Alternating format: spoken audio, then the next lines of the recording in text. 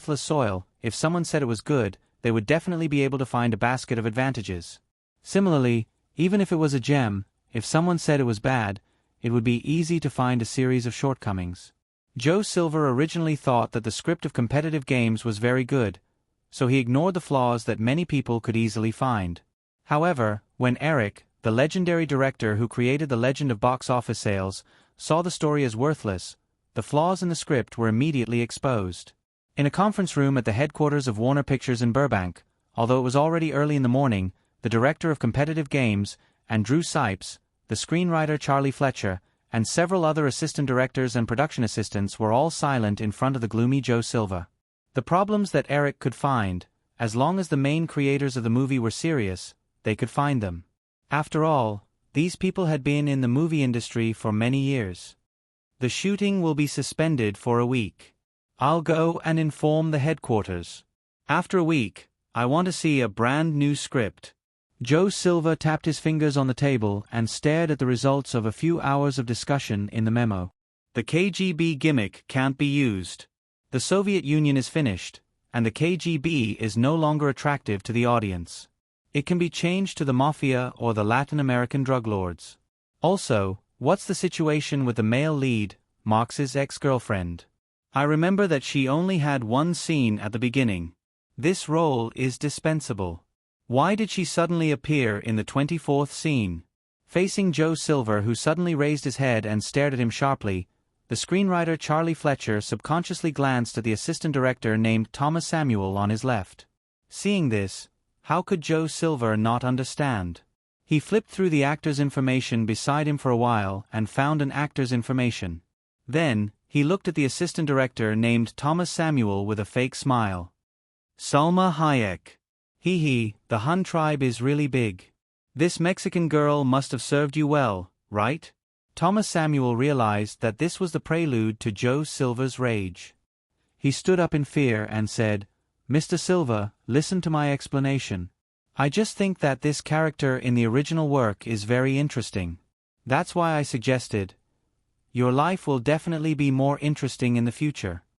Joe Silver interrupted Thomas's quibbling. He crumpled the document in his hand and threw it at Thomas with all his might. "Now, take your Mexican B*TCH and get out of here. Don't let me see you again in Hollywood." After the unlucky assistant director left the meeting room in a sorry state, Joe Silver coldly glanced at the others and said, "I don't care how you use your identity to deceive those ignorant little actors, but if you really dare to use your work to make a deal, I will definitely teach you a lesson. All of you better remember this. This is a business worth tens of millions of dollars. Tens of millions of dollars." After roaring, Joe Silver quickly calmed down and looked at the memo in his hand.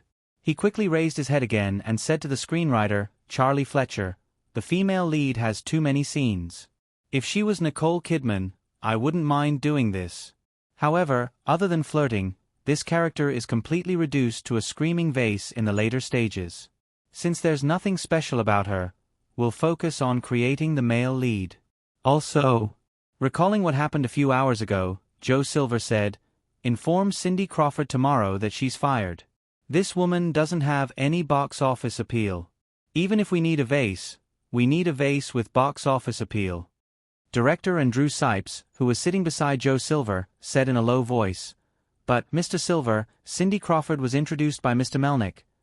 Joe Silver hesitated for less than a second, but when he recalled Eric's invitation at the party, he immediately said with confidence, If I don't want to, no one can stuff people into my movie. If Melnick insists, I don't mind bringing this matter up to the board of directors of Warner Brothers. Benjamin Melnick, who Andrew Sipes mentioned, was the CEO and CFO of Warner Brothers. Most of the people in the meeting room knew that Joe Silver used to be very polite to Benjamin Melnick, so they were a little puzzled as to why Joe Silver suddenly became so much more forceful tonight. However, this was not something that small fries like them could care about. After all, it was very difficult for small fries like them to be involved in the conflict between the higher-ups. Therefore, they all nodded in agreement. Joe Silver was very satisfied with everyone's reaction. He said, Then, do any of you have any candidates to recommend? Andrew Sipes said, How about Claudia Schiffer? If we're talking about a vase, there's definitely no other vase in Hollywood who has more appeal than her. However, her current salary is about $5 million, which is 10 times what Cindy Crawford's salary is for this movie. Of course, Joe Silver knew about the relationship between Claudia and Eric. He subconsciously felt that if he sent out an invitation, Eric would definitely ask Claudia Schiffer to reject it. However, Joe Silver quickly thought of something else. If he handed over the revised script, what if Claudia Schiffer accepted it? Then it would very likely mean that Eric approved of the script. This benefit was definitely not something that could be bought with $5 million. He believed that Warner Brothers would definitely increase their budget by $5 million because of this reason. Moreover, even if they were rejected, they would not suffer any losses. Contact Claudia Schiffer's agent immediately after daybreak, Joe Silver said to Andrew Sipes. However, don't hand over the current script. Test the other party's schedule first. Only show it to them after the script has been revised. Andrew Sipes nodded and noted it down in a memo. Then, let's continue the discussion.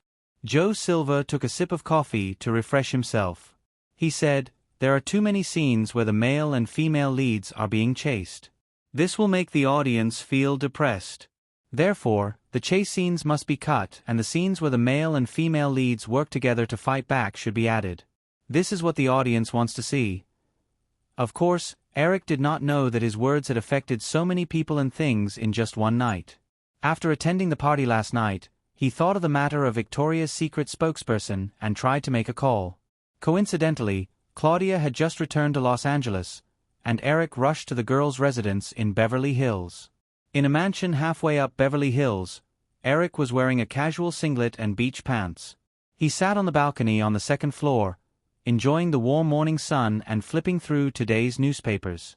Beneath his feet was the City of Angels, which was dyed golden by the morning sun. From afar, he could even see the entire city's streets moving like blood in the veins of the veins. The coquettish and languid Claudia was wearing a simple t-shirt and jeans. She carried a tray and walked out of the living room on the second floor. She placed the breakfast on the round table and leaned over to kiss Eric. She said, I made a beef sandwich. Do you want to try it? Eric pecked Claudia's sexy lips and pulled her into his embrace. He hugged her soft waist under the t-shirt and pointed at the breakfast on the table with a naughty smile. I fed you last night, so it's your turn to feed me now. Claudia smiled coquettishly as she twisted her waist, but had no intention of breaking free. She obediently sat on Eric's lap and reached out to bring the sandwich to Eric's mouth. After taking a few bites of the sandwich, Eric suddenly recalled the matter that he had casually tossed to the back of his mind last night. He asked, Coincidentally, there's something I want to ask you. You know that I'm preparing for a runway show for Victoria's Secret, right? This brand needs 5 spokespersons, and 4 have already been confirmed. The endorsement fee will definitely be very generous. However, it's different from an ordinary runway show. I need some time to rehearse. Are you interested? Claudia's eyes instantly lit up. She had always hoped to act in a movie directed by Eric. Although it wasn't a movie this time, Claudia knew that this was a great opportunity to spend time with Eric. However, Claudia soon shook her head in disappointment. If it was last year, it wouldn't be a problem. But it's not possible now. Eric didn't mind it. He only asked out of curiosity, "Didn't you just finish filming a movie? Why are you looking for another one so soon?" Shaking her head, Claudia regretfully said, "No, but I signed a 3-year endorsement contract with Farman last year. So I definitely won't be able to participate in other brands' fashion shows." "I'm really sorry, Eric." "It's fine. I was just casually asking." Eric shook his head with a smile.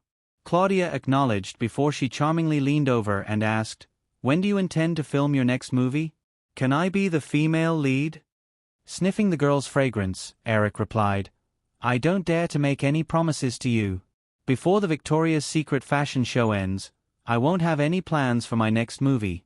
But I can promise you that as long as there's a role suitable for you, I won't consider anyone else." "Really?" Claudia raised the corner of her lips. "You won't even consider Julia Roberts or Nicole Kidman?" Eric firmly nodded his head. "No, I won't consider them." Claudia smiled as she kissed Eric's cheek. "Although I know that you're just coaxing me, I'm still happy." "I'm definitely not coaxing you. The two of you are completely different types of actors, so there's no competition between the two of you." "Oh." Claudia's face immediately revealed a trace of disappointment. Her acting had clearly improved as she said in a bitter tone, "You must think that I'm just a vase." "Yes, the prettiest vase in Hollywood." "Then you're still a vase." Claudia didn't seem to want to give up. She even reached out to pull Eric's collar as if she wanted Eric to take back his evaluation. Eric smiled as he pinched Claudia's face. He took the sandwich in her hand and finished it in a few bites. Then, he suddenly carried the girl in his arms and walked into the room. "It's still early. Let me enjoy, Miss Vase." "Hee, don't do that." Chapter 623. Eric planned to hold the first Victoria's Secret show in the fashion capital, New York. However, to accommodate his busy schedule, the show was initially arranged in Los Angeles. After the preliminary list was selected, the new Victoria's Secret Angels had to participate in a custom-made body-shaping program for at least a month at Eric's request. They had to maintain their figure until the end of the show.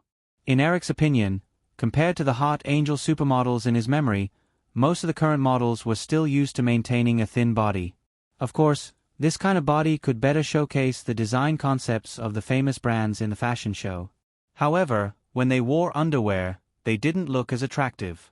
Except for the planned 5 spokespersons who would sign a special contract, the rest of the models didn't have a high salary during the show. Most of the models were paid about $50,000. Although this amount of money was enough to invite most of the top models to participate in a runway show, if the show took 4 months, no one would accept it under normal circumstances.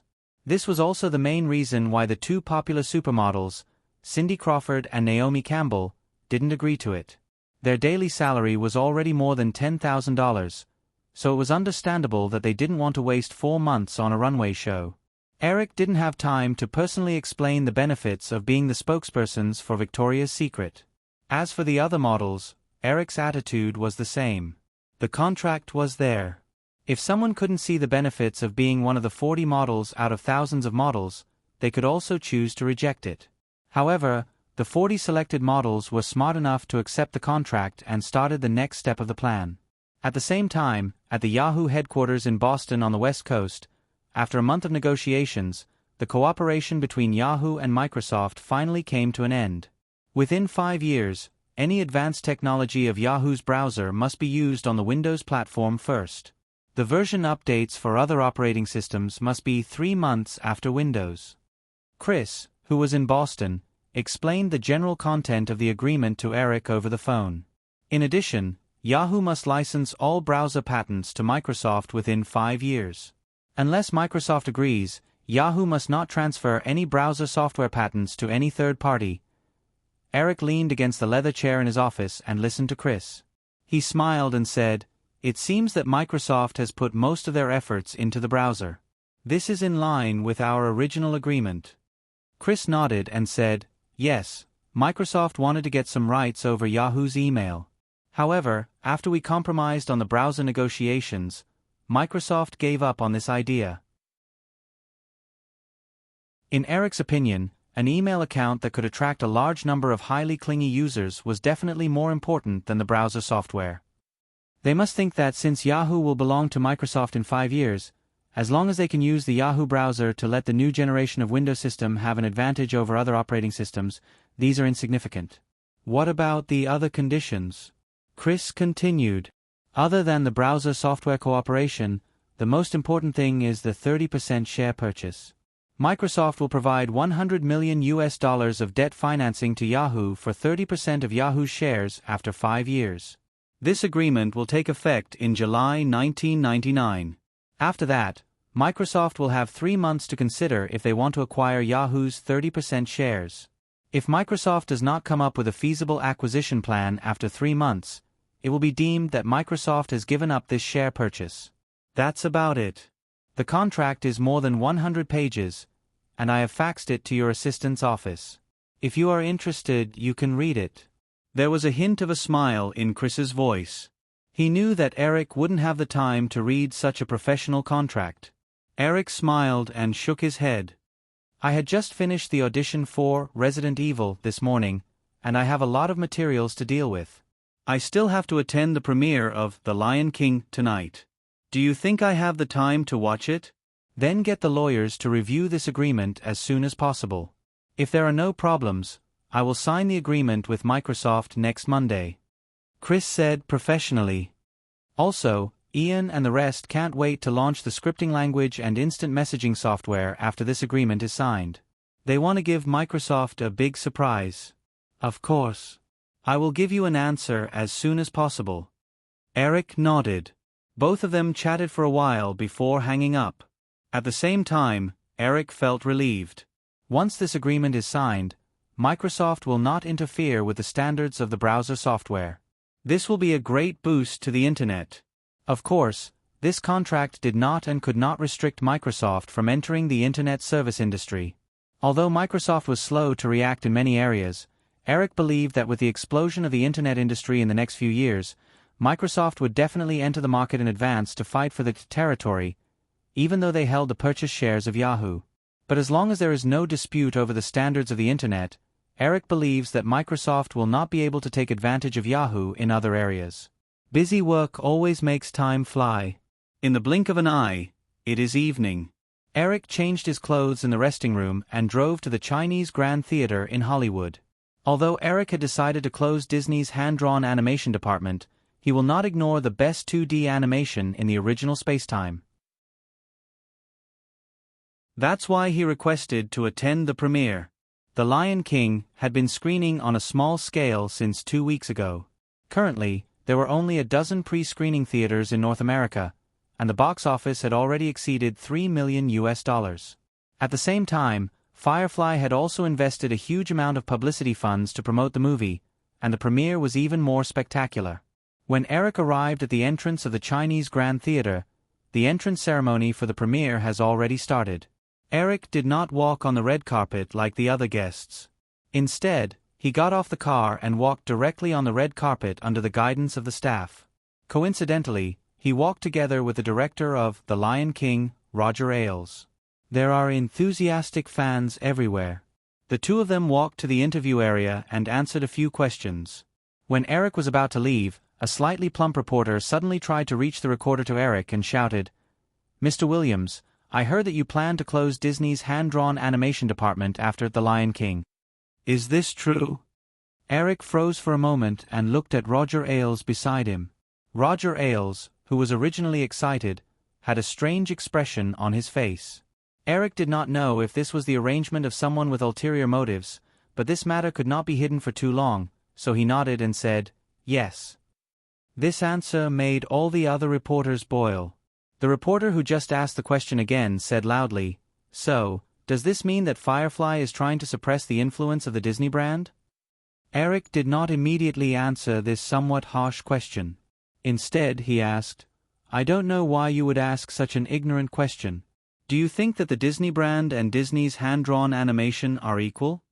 The reporter replied, "The brand image of Disney is represented by Mickey Mouse and Donald Duck. These are traditional 2D hand-drawn animation images. If Disney's hand-drawn animation department is eliminated, doesn't it mean that Disney's core values will disappear?" "I don't think so." Eric shook his head and said, "Technological growth is inevitable. Therefore, using more advanced 3D animation technology to replace 2D animation is just like using color movies to replace black and white movies. In my opinion, this is a destined trend. Firefly will never try to suppress any of its brands. Disney will always maintain the core value of using excellent works to bring joy to the audience." The reporter did not expect Eric to answer so sharply without any preparation. He was stunned for a moment, and the opportunity to ask was taken away by other reporters. "Mr. Williams, according to the test performance and excellent reputation of The Lion King, if the box office of The Lion King is very good, will you still insist on this decision?" Eric nodded and said, "I will continue to insist." After saying this, Eric ignored the other reporters' questions and walked straight into the theater. Back then, Eric had personally selected The Lion King from Disney's Animation Studios options. Katzenberg had always been personally in charge of this project, so he also attended the premiere today. When Katzenberg heard some commotion outside from the staff, he immediately came out of the theater to greet them. "Eric, what happened?" Katzenberg greeted Roger Ailes and then asked Eric. Eric waved his hand and motioned for Roger Ailes to enter the theater early. Then, he went to a corner with Katzenberg and told him what had just happened. He shook his head and smiled. "It seems that some people are still not convinced." Katzenberg was silent for a moment, then said, "Eric, according to our data survey during the pre-screening stage and the current scale of the premiere of The Lion King, most people think that the box office of The Lion King is likely to exceed $40 million in the first week. This will break the box office record of all Disney animated films. At that time, if you still insist on eliminating the hand-drawn animation department, many people will definitely be dissatisfied. I have already done a detailed analysis for you. You won't oppose me, right?" Katzenberg smiled and shook his head. Most of the senior executives of Firefly agreed with Eric's intention to make this decision. However, people are often affected by the sudden benefits in front of them. Just like this time, if the box office of The Lion King really reaches $40 million in the first week, it will set a new record for 2D hand-drawn animation. In this case, if Eric continues to do this, it will definitely bring a series of impacts. "Eric, if you think it is necessary, Michael and I will hold a special meeting to discuss this matter. The Lion King was a project that you personally decided on. That is to say, even if this project is a box office success, the biggest credit is yours. Straighten out the cause and effect of this matter, and there will definitely not be too much of a problem." Eric nodded and added, "In addition, the media should also pay attention. Morgan Stanley and Deutsche Bank's bond issuance work is already more than half done. I don't want any changes at this time." "I know. If it really doesn't work, we can close the hand-drawn animation department after the bond issuance is over." After talking about this matter, Eric and Katzenberg walked into the cinema hall side by side.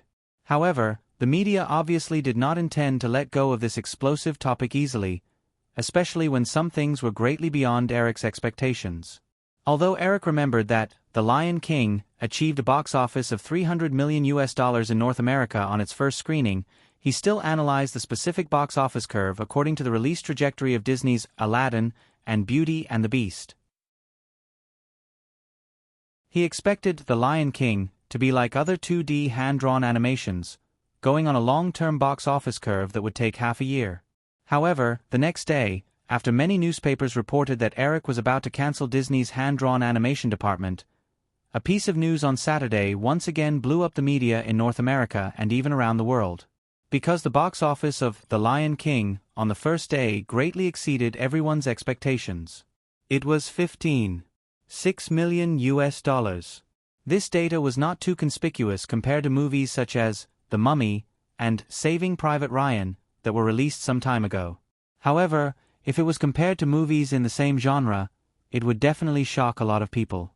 The previous highest box office of a 2D animated film produced by Disney was Aladdin 2 years ago, with a box office of $220 million in North America. However, the box office of Aladdin was only $19 million in its first weekend. Note that the box office of Aladdin was $19 million in its first 3 days. During the 1992 Thanksgiving holiday, the box office of Aladdin was only $6 million. This also meant that the box office of The Lion King not only almost caught up with the box office of Aladdin in the first week, but it was more than twice the box office of Aladdin. Everyone realized that The Lion King was likely to be the first animated film in the history of the North American box office to exceed $300 million. In this case, Eric insisted on closing Disney's hand-drawn animation department, which suddenly triggered a series of violent chain reactions.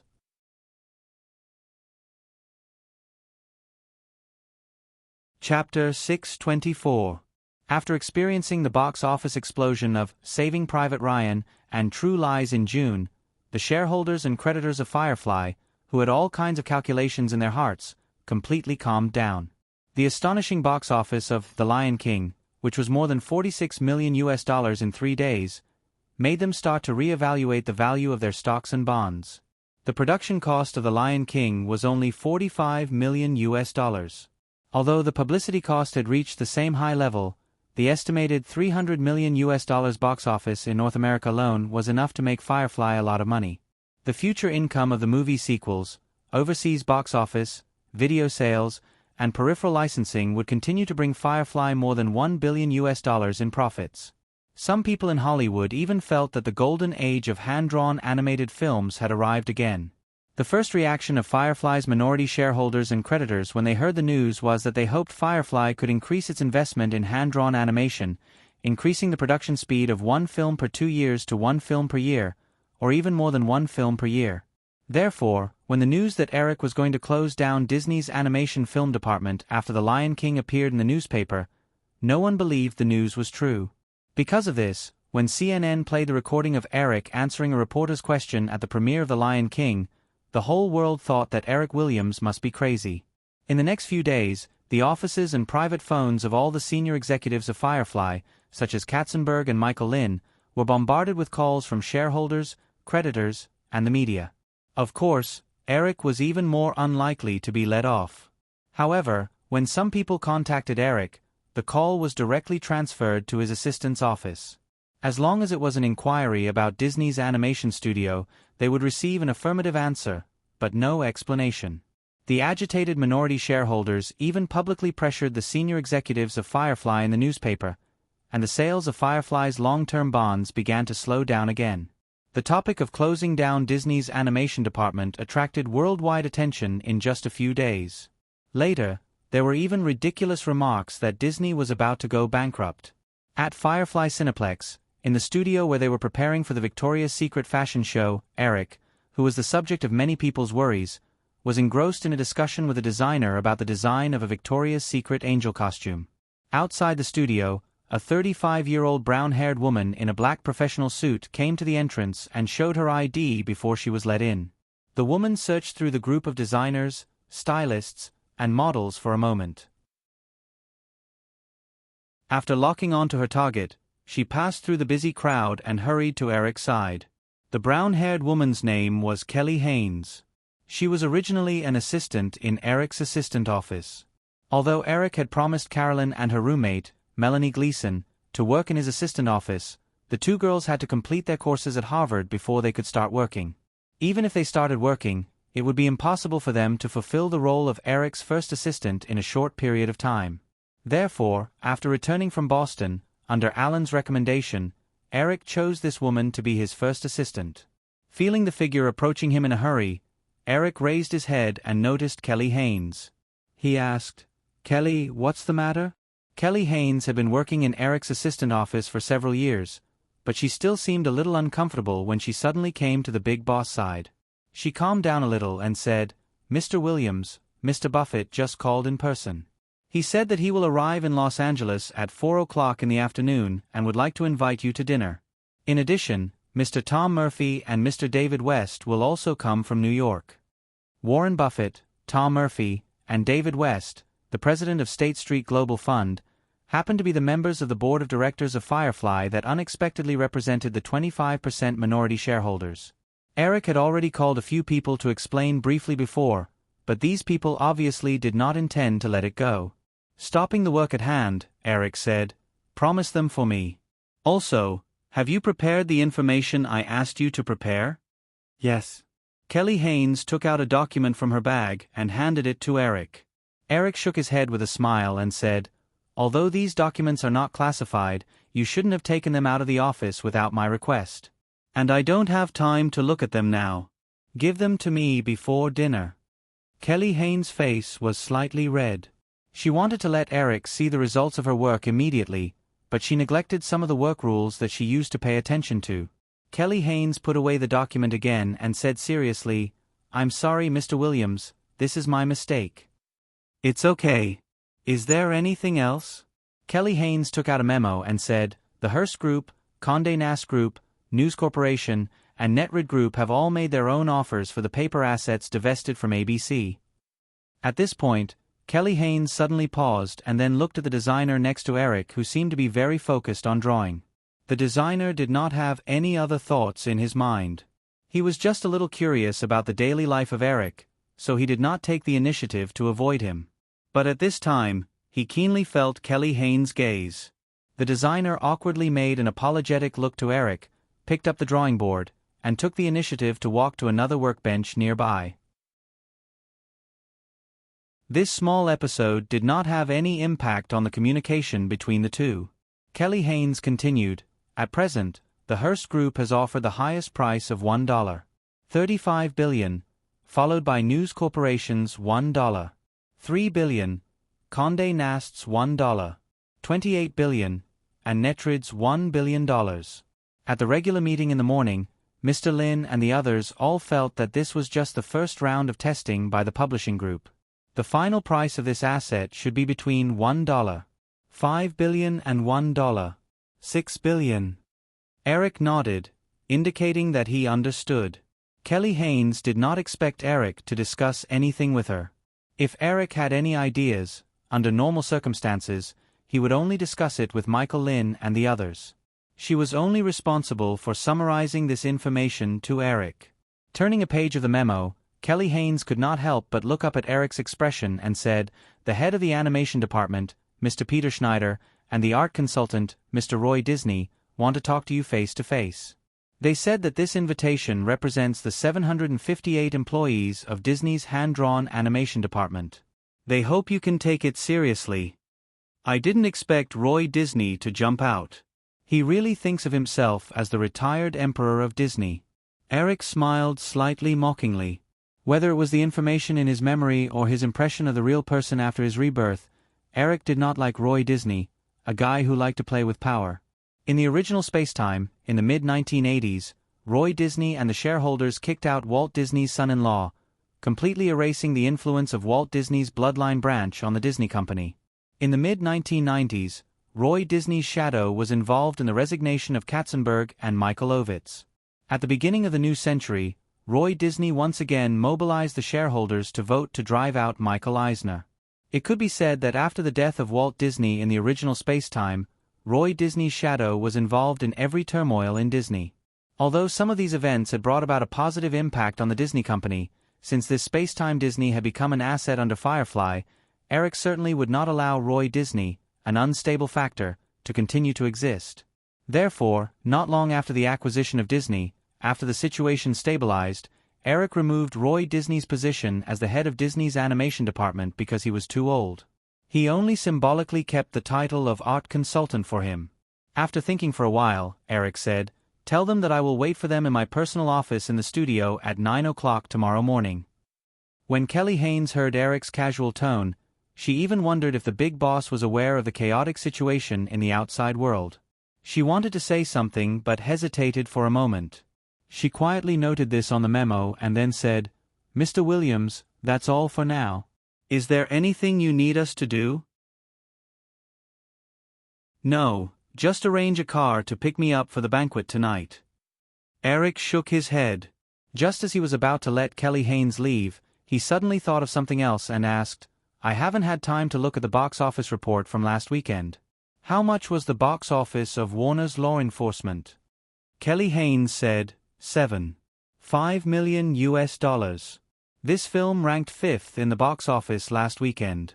After The Lion King, True Lies, Star Trek VII, and Saving Private Ryan, the film's reputation also declined. The agency estimates that the total box office of this film is between $25 million to $30 million.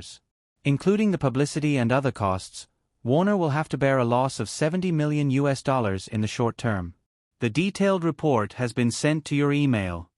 Eric did not hear anyone specifically mention this to him. He had already predicted the outcome of Law Enforcement. He gloated and said, Warner will definitely not have any expectations for westerns now. Kelly Haynes said, yes, Warner's total box office this year is ranked behind Firefly and Universal for the time being. However, Warner plans to release 29 films this year, one more than Firefly. Their subsequent box office accumulation is likely to be ranked second because the other major film companies are all in a state of production reduction. After Firefly, Universal has 16 films, Paramount has 15 films, Fox has 13 films, Columbia and MGM have less than 10 films. Although the rest of the second-tier and third-tier film companies have released many films, their box office performance is not too outstanding. It seems that you are very sensitive to numbers. Eric smiled and said, I like women who are sensitive to numbers. Thank you, Mr. Williams. Kelly Haynes realized that she actually felt a little flustered when facing the smile of this young man who was 10 years younger than her. She quickly said, if there is nothing else. Eric realized that he had unknowingly crossed the line again. If Kelly Haynes was already married, then these slightly teasing words would be too abrupt. After calming himself down, Eric said, you can go back to work. I will contact you if I need anything. At the premiere of The Lion King last Thursday, Eric Williams, the chairman of the board of directors of Firefly Group, suddenly confirmed a rumor that has been circulating in Hollywood for a long time. Firefly Group will close down Disney Animation Studio. It is reported that this is because Firefly intends to fully digitize animation production. But then, the dramatic change of this matter was beyond everyone's expectations. The Lion King, which was originally not very popular, not only doubled the first-day box office record of Disney's animation on its first day, but it also received an amazing box office of more than $46 million in 3 days on its first weekend. It broke many of Disney's 2D animation box office records in one fell swoop. The total box office is even expected to far exceed the 2 3D animations that Disney has released, Toy Story and Bugs Crisis. Later, our reporter called Firefly Group's CEO, Michael Lin, and the result was that Firefly will continue to implement the established animation production transformation plan. Then, what impact will this have on Firefly and other Hollywood film companies? Let us welcome Mr. James Eltek, a professional film critic from Variety magazine. On the TV, the host of an NBC financial program got up and greeted the guest who walked into the studio. David West, the president of State Street Global Fund, who was sitting in front of the TV, could not help but sigh. He said to Tom Murphy next to him, young people are always so willful. Tom, do you think we can make Eric Williams change his mind? Tom Murphy turned his head and looked at the clouds outside the porthole of the private jet. He shook his head and said, if he insists on doing this, it seems that no one can stop him. I have already spoken to Warren on the phone last night. He seems to have heard something from Eric and is beginning to hesitate. This is an animation department that can produce 300 million films. Even if Williams really made such a decision back then and decided to cancel the original plan now, no one would blame him. I don't think there's a need for him to insist on sticking to his wrong plan. It's just too hard to accept.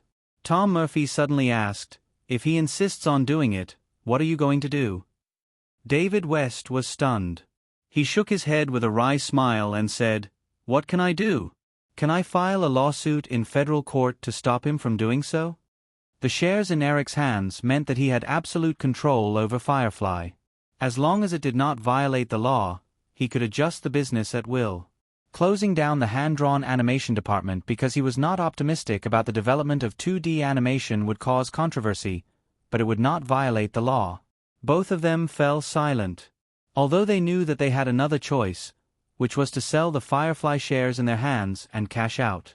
If they planned to do so, both Eric and Wall Street would be 100% willing to take over the Firefly Group shares in their hands. But now that the Firefly Group had surpassed Time Warner to become the largest media group in North America, only the most short-sighted people would be stupid enough to sell their shares. Listening to the debate between the host and the guest on the TV, Tom Murphy said after a long time, "I hope Eric Williams can give us a reasonable reason."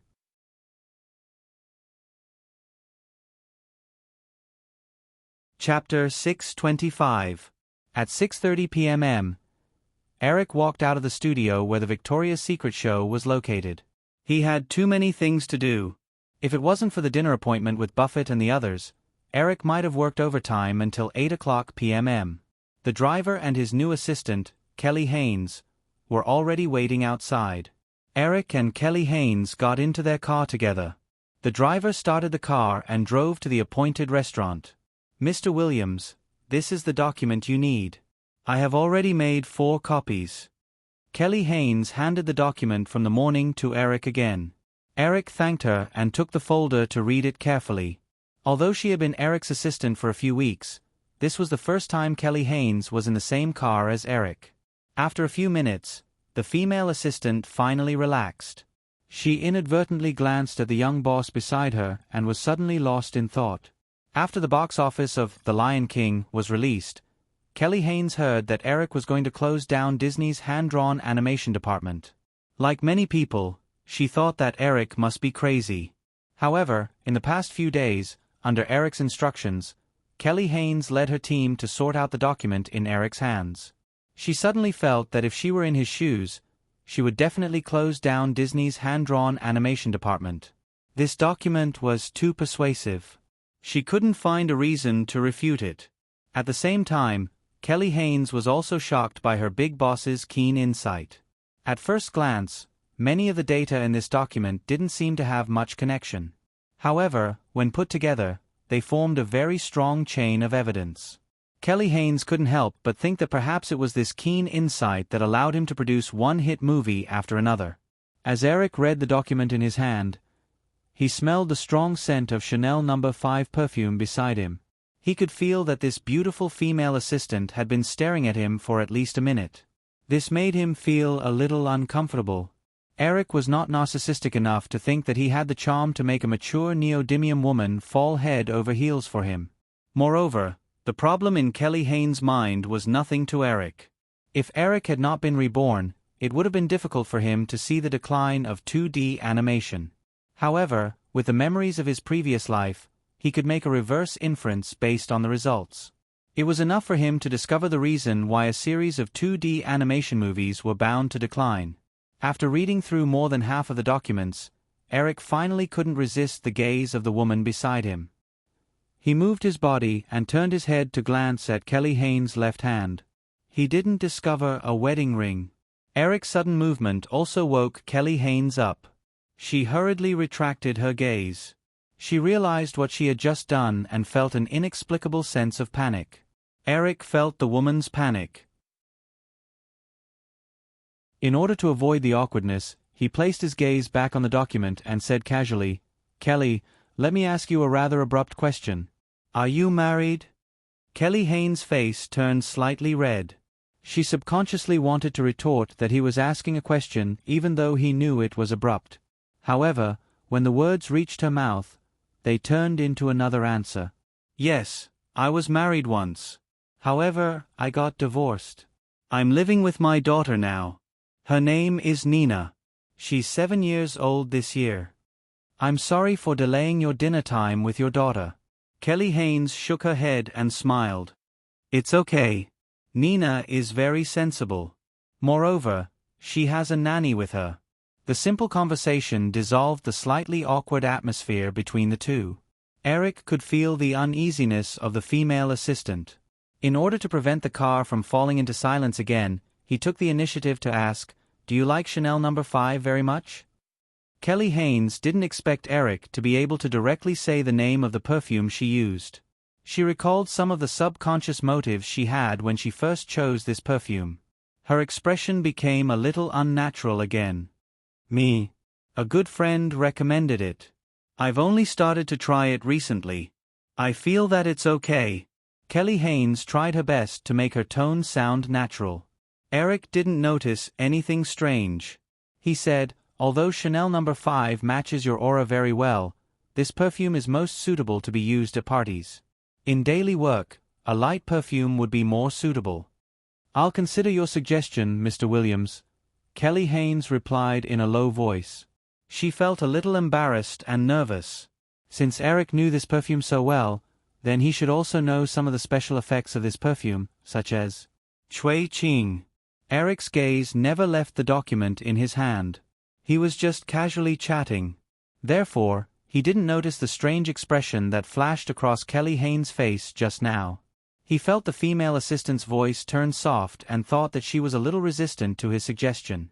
He raised his head to look at her and said, I'm sorry, I just said it casually. You don't have to take it to heart. If you like it, you can continue to use it. Of course not. Kelly Haynes shook her head and said, I also feel that this perfume is a little too ostentatious. I plan to change it soon. Eric closed the last page of the document and said, Oh, that's good. Actually, I prefer a woman's natural body fragrance. This is where a woman's innate charm lies. Just like you, I feel that if you don't use any perfume now, it would be more. Eric said casually. This time, he finally noticed that Kelly Haynes' face had turned red.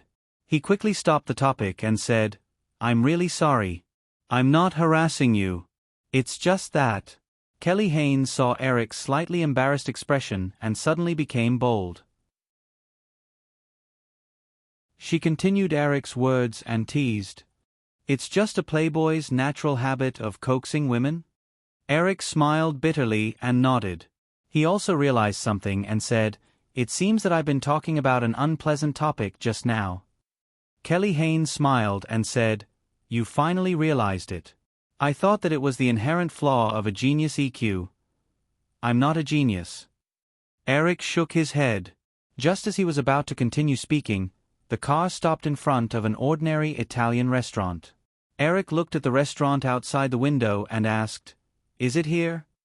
Kelly Haynes took out the memo and confirmed it. She said, Yes, it's here. Noticing Eric's confusion, Kelly Haynes explained, This should be chosen by Mr. Buffett. He has always been more thrifty. Eric knew that the word Kelly Haynes really wanted to use was stingy, because the whole world knew about Buffett's stingy character. After getting out of the car with the document, Eric looked at the female assistant who was still sitting in the car and suddenly asked, Why don't you come together? If you're not in a hurry to go home and accompany your daughter? Kelly Haynes was a little tempted, but she looked at her professional suit and shook her head. I think I'd better not. My current attire is not suitable for a banquet. Eric pointed at the Italian restaurant behind him and smiled. Do you think that an old man who can choose such a restaurant will care about what the guests wear? Kelly Haynes laughed and got out of the car graciously. The two of them walked into the restaurant. Eric looked around and was glad that he did not see Buffett and the other two in the lobby. It was mealtime now. Not to mention the need to keep the topic of the conversation confidential, Eric believed that if they ate in the lobby, they would not be able to finish the meal before they were surrounded by the reporters. After exchanging a few words with the waiter, the two of them were brought to a private room. When Warren Buffett, Tom Murphy, and David West saw Eric coming in, they stopped talking and stood up. Eric shook hands with the three of them and said, I'm really sorry, everyone.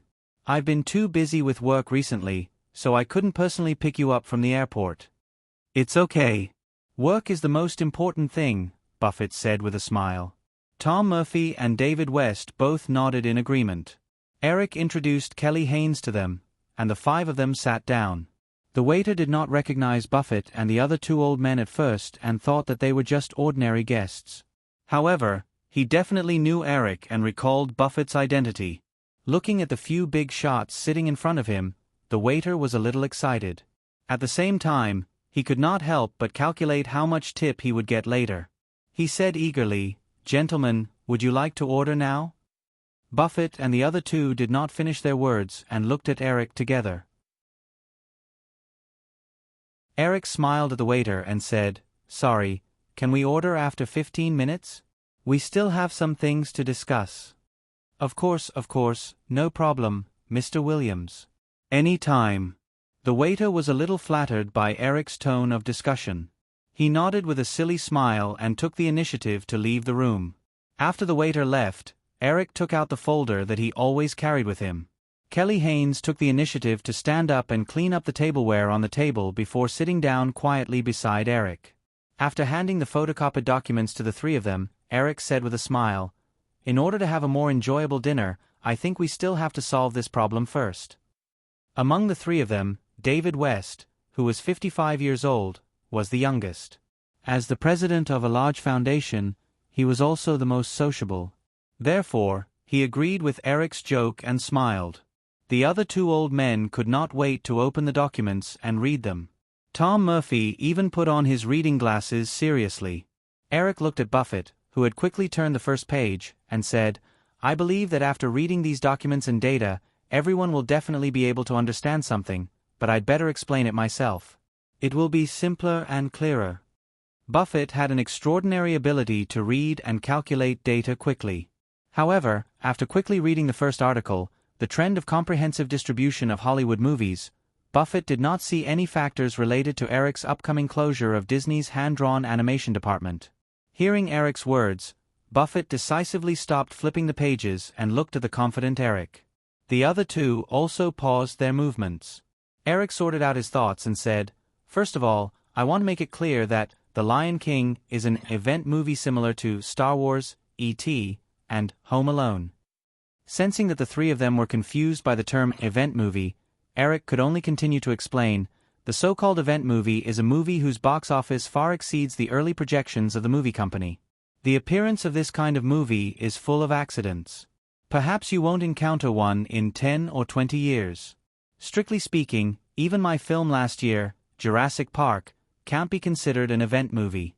The success of Jurassic Park can only be regarded as the expansion of the global box office market and the inevitable trend of large-scale CG special effects films being favored by the audience. In the next few years, there will definitely be more CG special effects films with a global box office of more than $1 billion. David West asked, "Eric, since you said that Jurassic Park is the inevitable trend of the market's development, then why can't The Lion King be regarded as a normal performance of the market's demand for animated films?" Because before Jurassic Park, we have already seen some clues from the box office market reaction of Terminator 2 and Tornado. The global box office of Terminator 2 is $500 million. The global box office of Tornado should be close to $700 million, right? Eric looked at Kelly Haynes, who was next to him when he said the last sentence. Kelly Haynes was looking at Eric's eloquent speech with some excitement. When she saw him suddenly turn to her, she inexplicably remembered what Eric said in the morning, "I like women who are sensitive to numbers." She instantly felt her heartbeat accelerate a lot. However, the female assistant still reported a number without hesitation. According to the final statistics, the global box office of Tornado has a total of $688 million. It's less than $12 million to $700 million. Eric nodded and turned to the three people opposite him and said, "Terminator 2 has a global box office of $500 million, Tornado has a global box office of $700 million, and Jurassic Park has a global box office of $1 billion. These figures should be able to prove the trend of the market's development.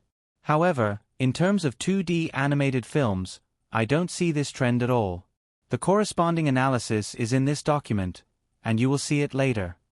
Although David West, who raised the question, was somewhat unwilling, he found that he could not refute it. Warren Buffett nodded slightly and motioned to Eric. "Eric, please continue." Then, to confirm that The Lion King is an event film that is difficult to replicate, let's first look at an important change in Hollywood's film distribution model in recent years. As Eric spoke, he flipped open the document in his hand and said, "After Jaws appeared for the first time in 1975, after 2 decades, this distribution model has been recognized by Hollywood. However, before the 90s, the distribution model and the long-term distribution model still coexisted in commercial films. You can see this in the statistics table in this document. After leaving some time for them to look at the data, Eric continued, but with the advent of the 90s, an upgraded version of the distribution strategy rapidly emerged. In recent years, there has been a special term, full-scale distribution. This distribution model is more radical than the traditional distribution model. The film company invests a huge amount of money in the early stage to conduct large-scale advertising campaigns. After accumulating enough influence, they immediately open 2,000 to 3,000 cinemas. Under normal circumstances, they can obtain about 80% to 90% of the total box office through 8 weeks of screening. However, 10 years ago, take Universal's Back to the Future as an example. The 8-week cumulative box office of this film was only 57% of the total box office. Even because of the reputation of the first film, the 8-week cumulative box office of the second film, Raiders of the Lost Ark II, was only 77% of the total box office. The screening time of Back to the Future and Raiders of the Lost Ark II is also very interesting. Back to the Future was screened for a total of 37 weeks, while Raiders of the Lost Ark II was screened for only 20 weeks. We can see from the document that the screening time of the full-scale distribution films in recent years has been significantly shortened compared to the 1980s. The greatly shortened screening time means that the cinemas can free up more time and canvas to arrange more films. The rapid rise of the box office in Hollywood in recent years has a lot to do with the popularity of this model. Therefore, full-scale distribution will be the inevitable trend of Hollywood's film distribution model in the future.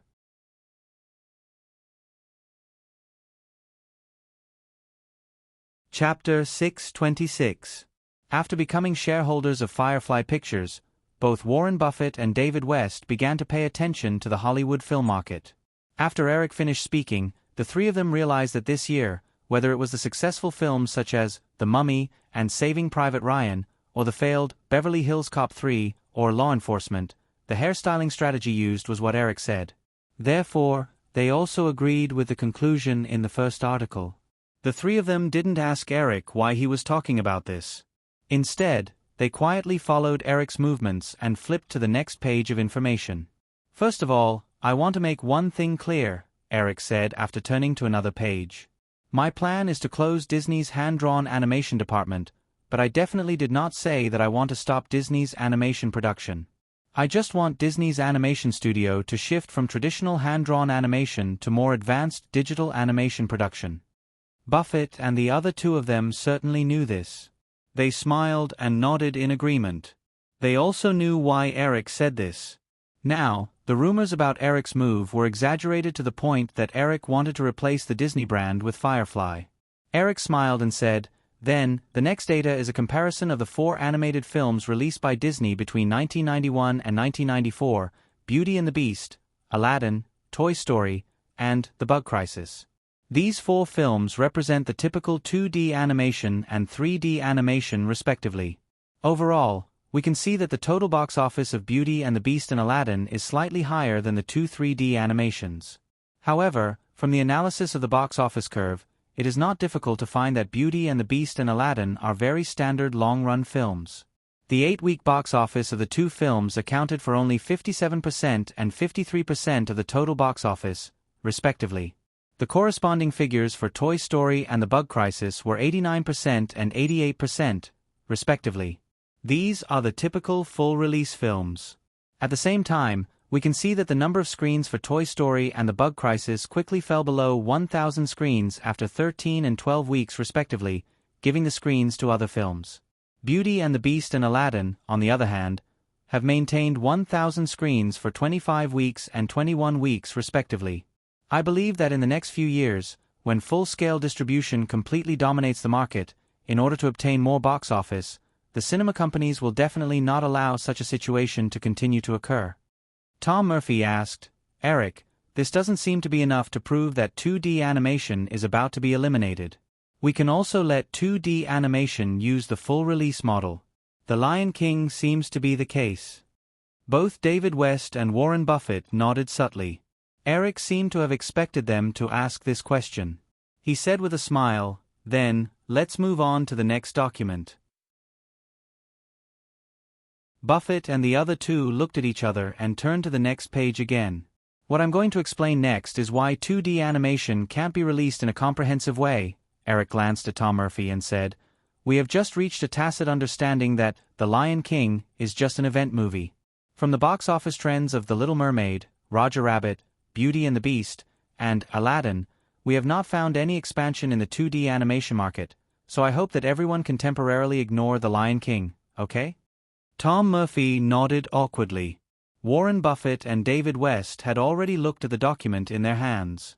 Eric continued, "In front of you is a comparison table of the weekly box office of 4 animated films. We can find that the weekly box office of 2 2D films is very unstable. Even after 8 weeks, there are fluctuations in the box office. Sometimes, the box office has slipped to more than $5 million, but the next week, it suddenly rose to more than $8 million. The other 2 films have a similar stable box office curve. The answer to why this happens is on the next page." After the 4 of them turned the page at the same time, Eric looked up at the 3 of them and smiled. "Is it the amazing long bar in the first columnar scale chart that attracted your attention?" After Eric's reminder, even if they did not notice it at first, the 3 of them now saw the abrupt long bar in the first columnar scale chart. The histogram in front of you lists the proportion of audiences of different age groups for 2D animation films and 3D animation films. In order to show the results more directly, I divided the audiences into 4 age groups: 0 to 13 years old, 14 to 18 years old, 19 to 28 years old, and greater than 28 years old. These data are from Disney's past market research reports, so there is no doubt about its accuracy. Eric briefly explained, "We can clearly see that in 2D animation films, the proportion of audiences aged 0 to 13 years old is an astonishing 41% of the total audience, while for 3D animation films, this proportion is only 26%.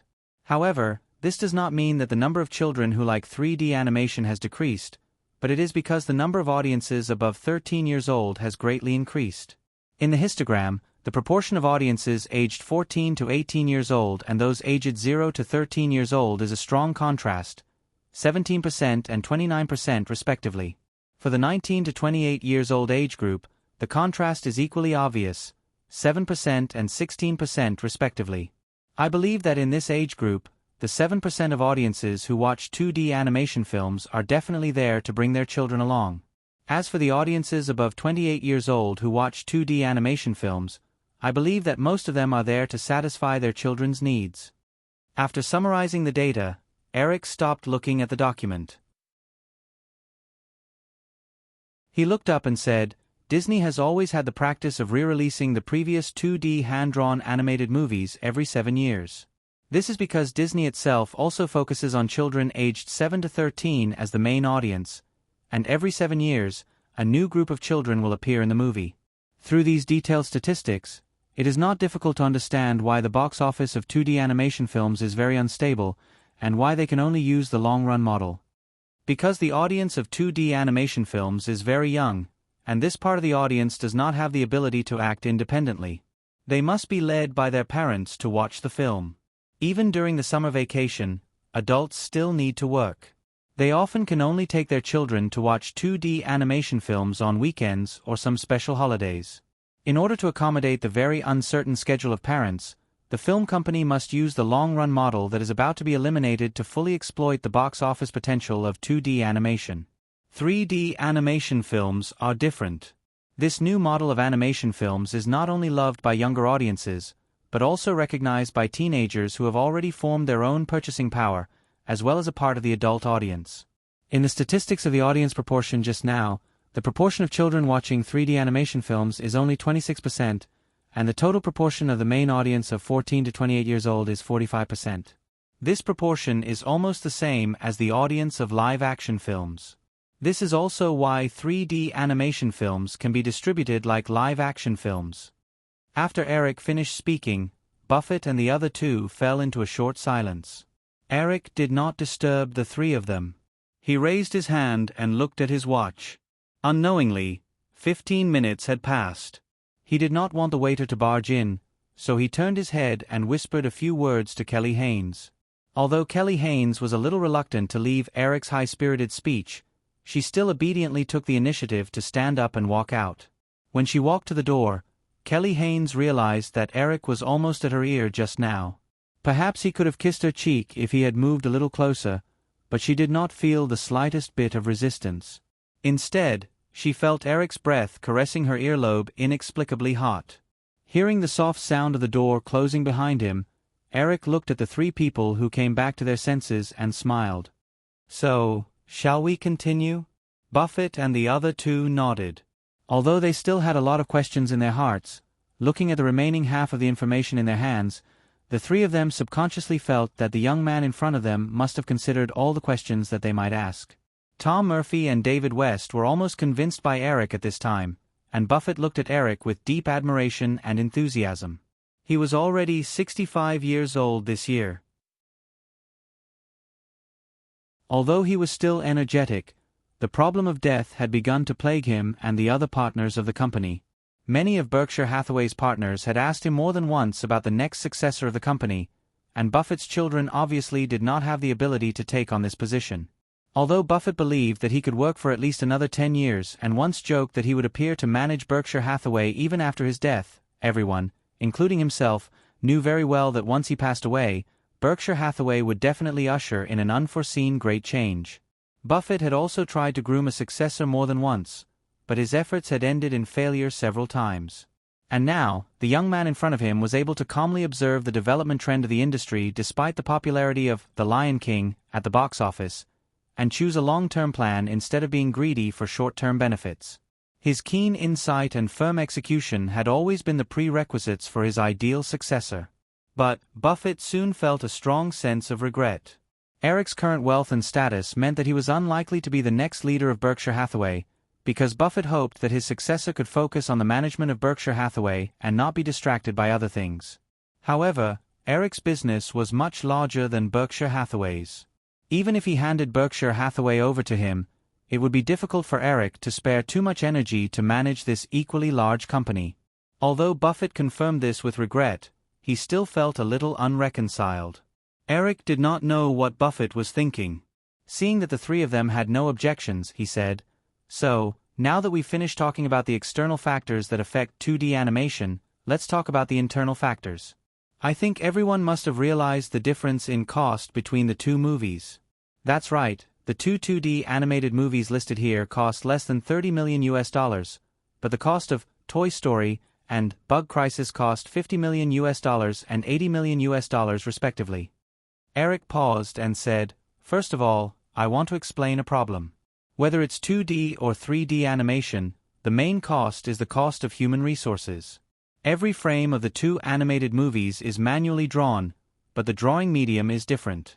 Because hand-drawn animation had been developed for more than half a century, the entire industry was very mature, and there were many animators. Therefore, even among the best hand-drawn animators in the world at Disney Animation Studio, there were very few who had an annual salary of more than $100,000. However, digital animators are a new profession, and there is a shortage of talent. Therefore, after the success of Toy Story, in order to prevent Pixar's skilled digital animators from being poached by other film companies, Firefly had to increase their salary. Similarly, after The Lion King, if Disney continues to maintain the hand-drawn animation department, this batch of animators, who originally had an annual salary of $50,000, may have a monthly salary of more than $10,000. In other words, the production cost of 2D animation will double. When Tom Murphy heard this, he suddenly interrupted Eric with a smile and said, "Eric, you just said that The Lion King is an event movie." "Of course, but what I think doesn't mean that everyone in Hollywood thinks the same. Don't they all think that the golden age of 2D animation has arrived?" Eric knew that Tom Murphy was just joking, so he explained and continued, "The production cost of The Lion King has already exceeded $45 million. If it doubles, the cost of 2D hand-drawn animation in the future may exceed $100 million. Eric clearly remembered that in 1999 in the original spacetime, when he accidentally saw the latest 2D hand-drawn animation by Disney publicity company, Tarzan of the Apes, on the internet. It was advertised as the most expensive animated film in history. The production cost of Tarzan of the Apes was already $150 million, but the film's North American box office was only $170 million. According to Eric's accumulated experience, the cost plus the huge distribution fee, even if the subsequent peripheral profits of this live-action animation were calculated, the possibility of Disney making a loss was very high. Then, if in the next few years, the cinema companies are no longer willing to waste screen resources to continue the long-term distribution of 2D animated films, the cost of up to $100 million, and the publicity investment may rise to $50 million on average, we can almost be sure that unless there is a continuation of an event movie like The Lion King, it will be difficult for the company to recover the cost of the film through the box office. Then, you will definitely say that the peripheral income of animated films has always been very rich. Then, let's continue to look at the next statistics. Buffett and the other two were inexplicably amused by Eric's last sentence. They all laughed and continued to turn the page. At the same time, Kelly Haynes, who had just left, silently returned to Eric's side.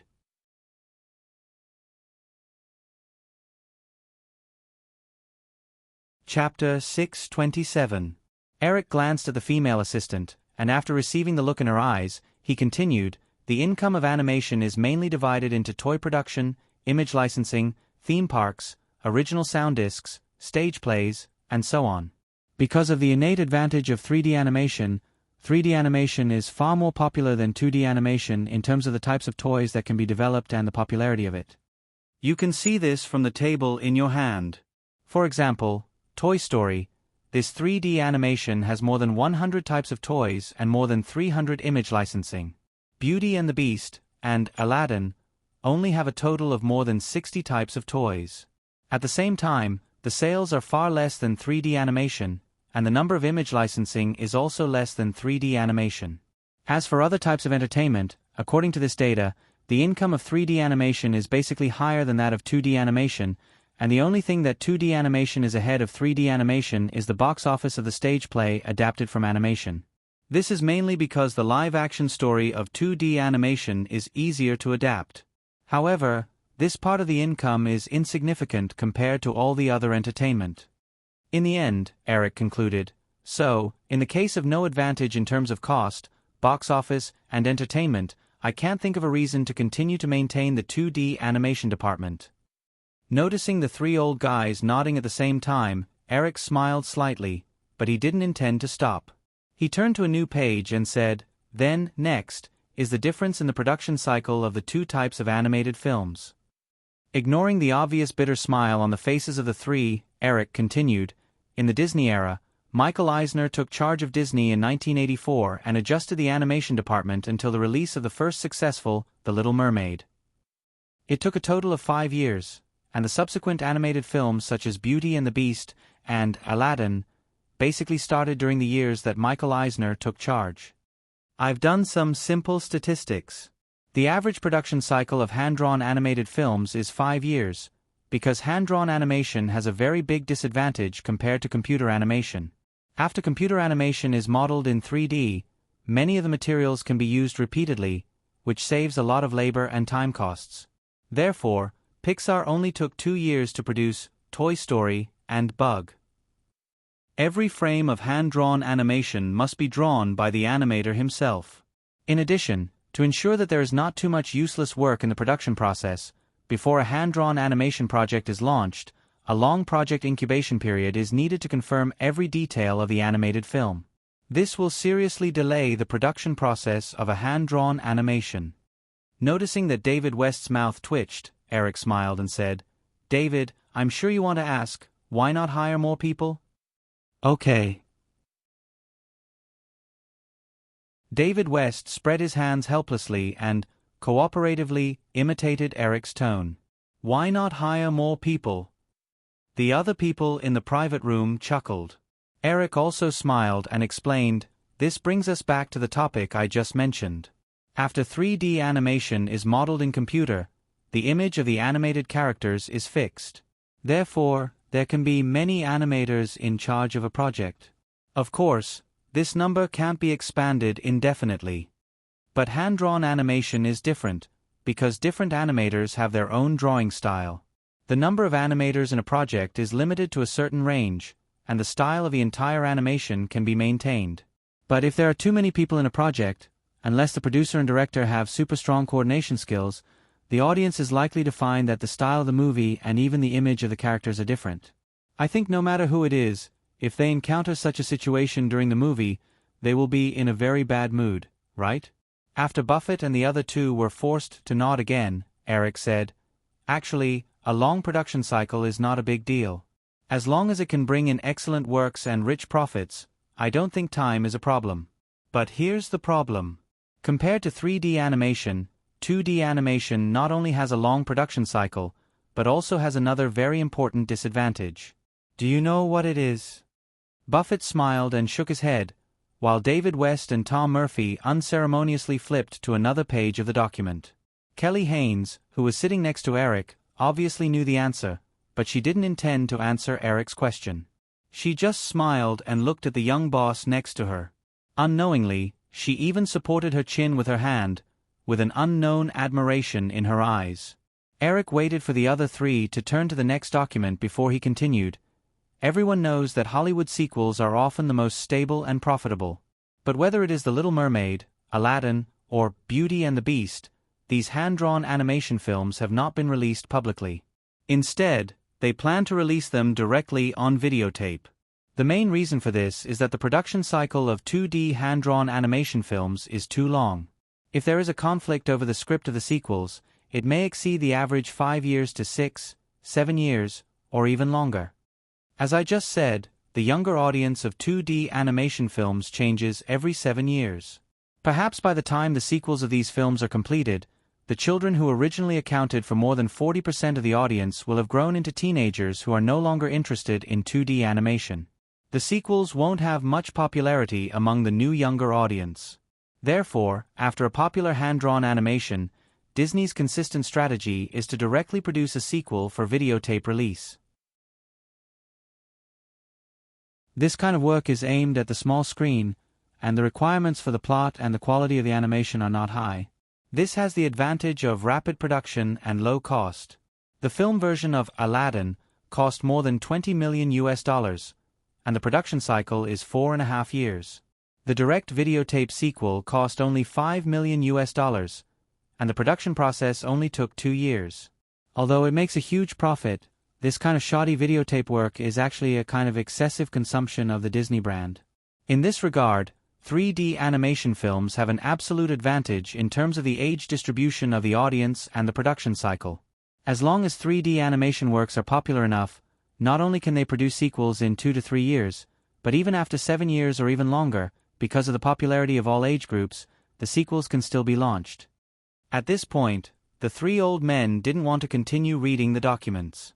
Buffett took the lead and said, "Eric, if you want, I can publicly support your decision in the newspaper tomorrow.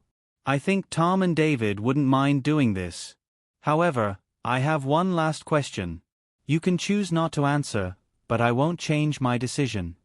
Eric nodded.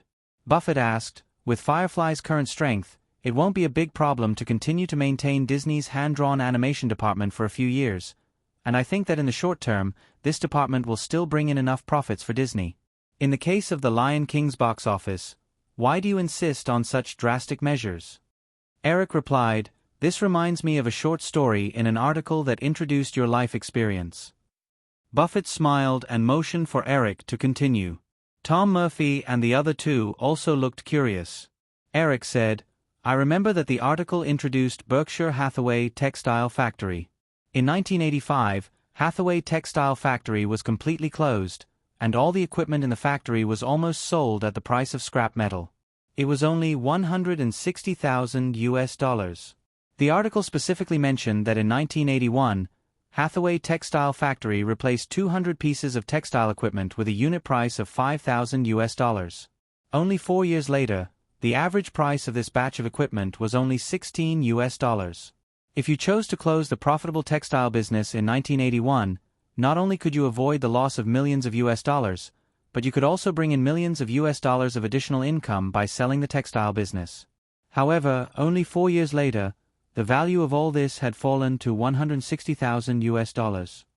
Buffett didn't refute. He nodded frankly and said, "This was indeed a personal mistake on my part. At that time, the manager of Hathaway Textile Factory, Ken Zeiss, kept persuading me to sell the textile business, but I didn't do so."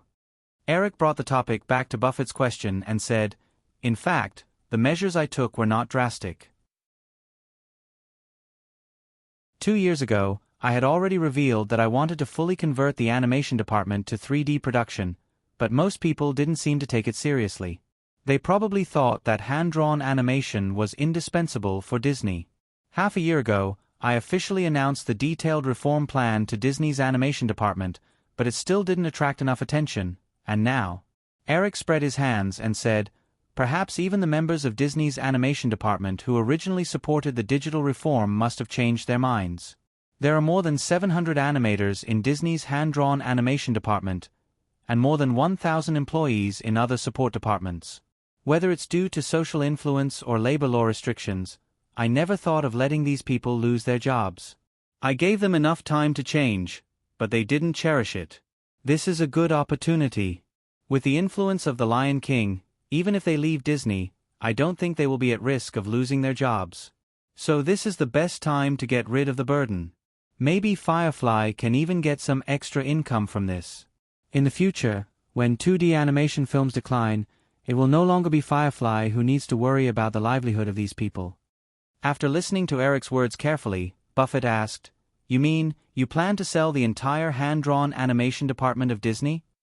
"The first choice in my heart is still to let the hand-drawn animation department undergo a digital transformation. Disney's hand-drawn animation department has very excellent production and directing talents. If they can successfully transition to 3D animation production, Disney won't have to train them again," Eric said, then shook his head with some regret and said, "But now, it seems that this possibility is very low. If the two sides can't reach an agreement in the end, I will package the entire hand-drawn animation department and sell it." "This plan doesn't seem to work," Tom Murphy said. "The most important thing in the animation department is the hand-drawn animators, not valuable assets such as real estate, patents, or copyrights. If they can't reach an agreement in the end, I think they won't let themselves be sold as bargaining chips." "It's nothing more than interests," Eric said. "As long as they agree, Firefly can return a part of the funds from the sale of the animation department to them as compensation. Moreover, I think the buyer will definitely want to get a complete animation production department. Firefly can also sell part of the 2D animation film rights to increase the success rate of the transaction. At the same time, the employees of the animation department can also get a higher salary from the buyer. Then, the interests of the three sides are completely aligned. I can't think of any reason for them to refuse." David West couldn't help but say, "Eric, I really want to know, what else have you not considered?" Just as Eric was about to answer, Buffett said, "There is also the long-term bonds that are being issued. Eric, before I came, I checked the bond issuance situation. Morgan Stanley and Deutsche Bank have sold a total of $4.9 billion of Firefly long-term bonds, and there is still $3.1 billion left. If you insist on closing the hand-drawn animation department, it will definitely have an impact on Firefly's current bond issuance. Have you considered that?" "Of course." Eric nodded and said, "At present, Firefly has already divested the paper assets that are to be sold and the hand-drawn animation department that is very likely to be sold. This will at least bring in $2 billion of free cash flow for Firefly. This money is enough to make up for any possible impact caused by the unfavorable bond issuance. Moreover, I believe that after Firefly releases the financial report for the first half of the year in July, the possibility of bond sales being blocked is almost zero. As long as the investors aren't stupid, they can see that a hand-drawn animation department won't have much impact on Firefly's profitability. Then, I don't have any questions here." Buffett finally said, "Eric, if you need our help with this matter, just let us know." Eric knocked on a few documents on the table and said, "Regarding the contents of this document, I hope that everyone can keep it confidential. Once it is leaked, the potential buyers will definitely change their minds." Buffett had already recorded the entire document in his mind with his extraordinary memory. He originally wanted to keep the document and savor it. But since Eric said so, in order to show his sincerity, Buffett picked up the document and handed it over. He smiled and said, "In that case, maybe it's safer for you to take this document back." Tom Murphy and David West also handed the document back to Eric. Eric did not refuse. He put away the documents and said, "Also, regarding this matter, as long as everyone can cooperate and help persuade the other shareholders to remain silent, then wait for the final result." Buffett said, "No problem, I will make a few calls after dinner." Tom Murphy and David West gave the same promise. The three of them represented the interests of some of the original ABC shareholders. As long as they came forward to lobby, there would be no more trouble within Firefly. After the disagreement was resolved, the dinner that followed was very pleasant. Buffett and the other two were all elites in the business world for decades.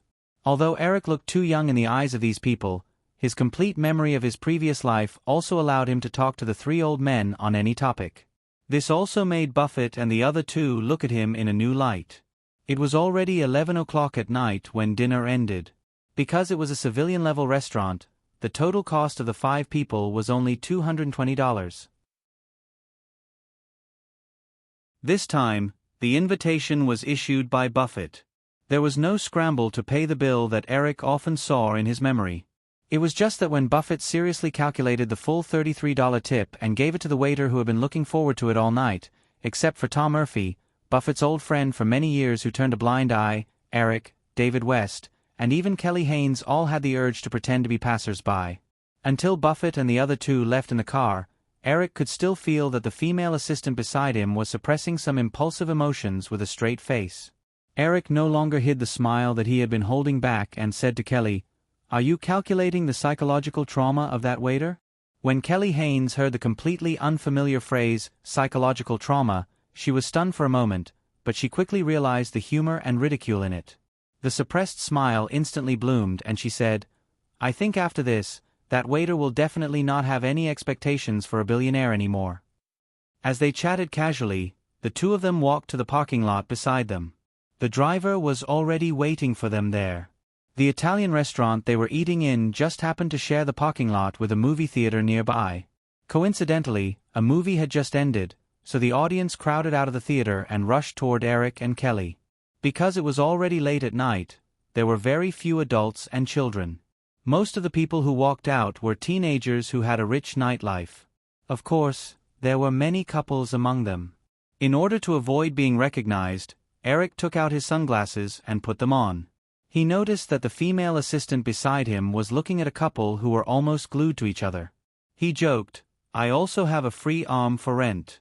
It's free." Kelly Haynes felt her heart skip a beat, but she forced herself to calm down and glanced at Eric. "Boss, you're really harassing me." Eric thought that Kelly Haynes was angry and was about to apologize when the two of them bumped into the crowd.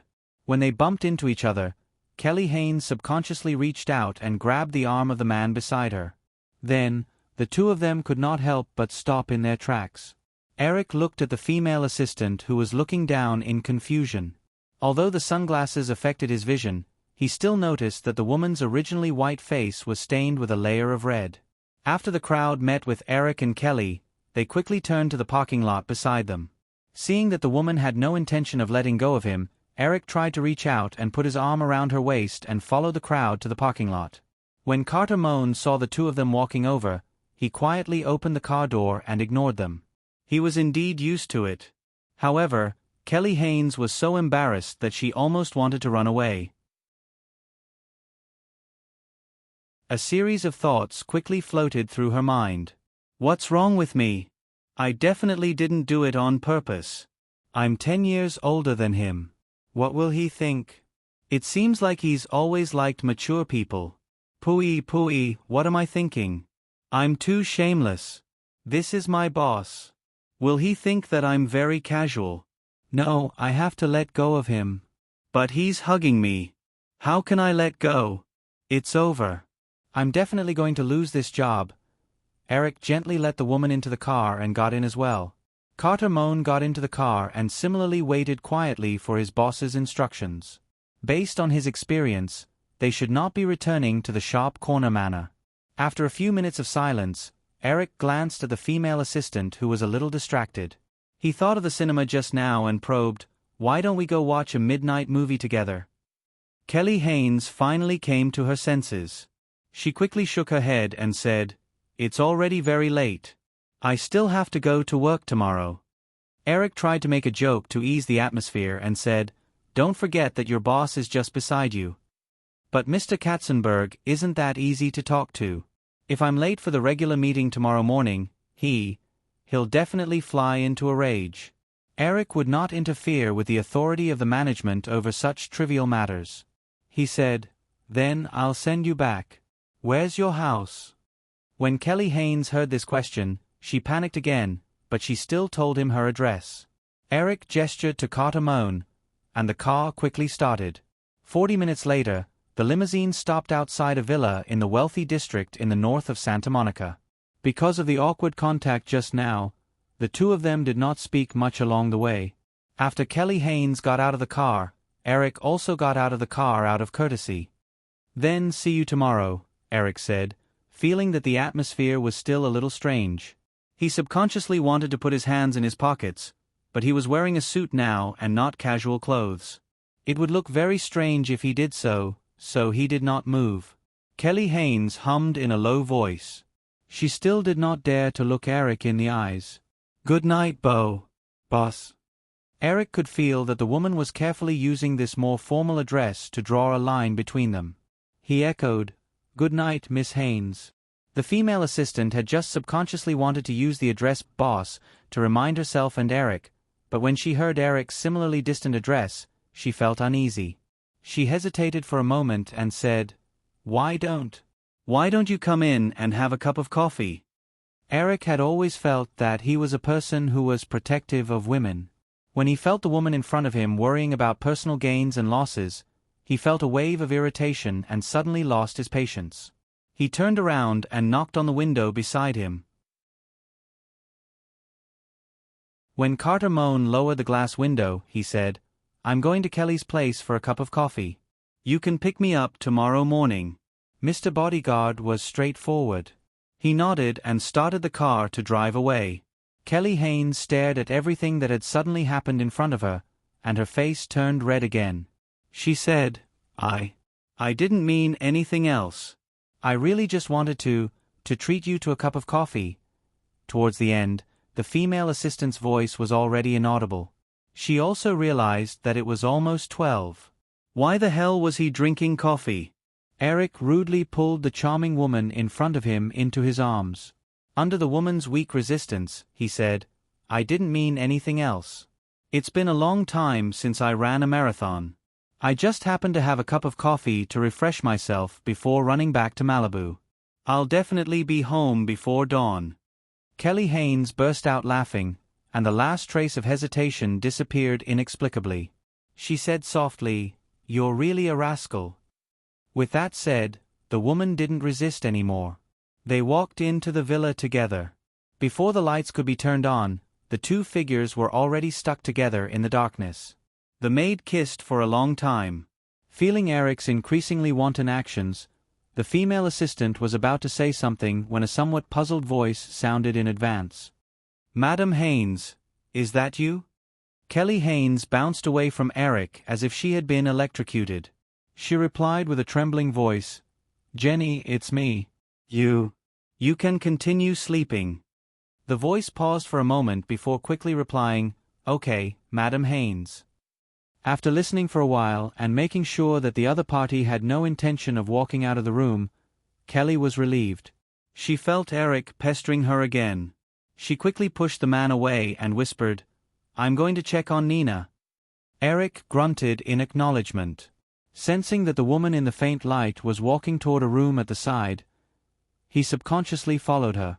When they reached the door, Kelly Haynes realized that Eric was behind her. Thinking of what was going to happen next, the woman couldn't help but feel shy.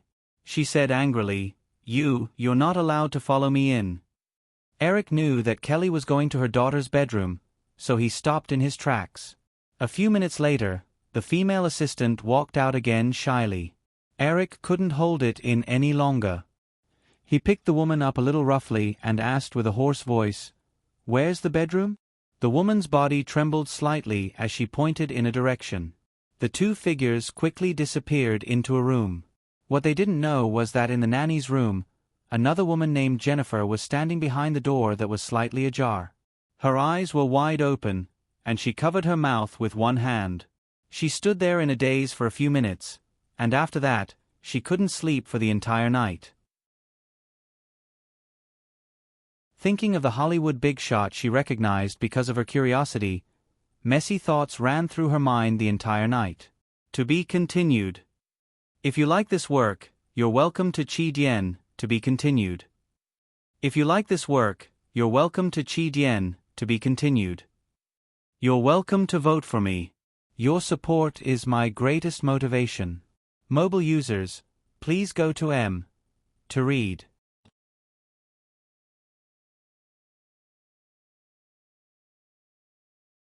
Chapter 628.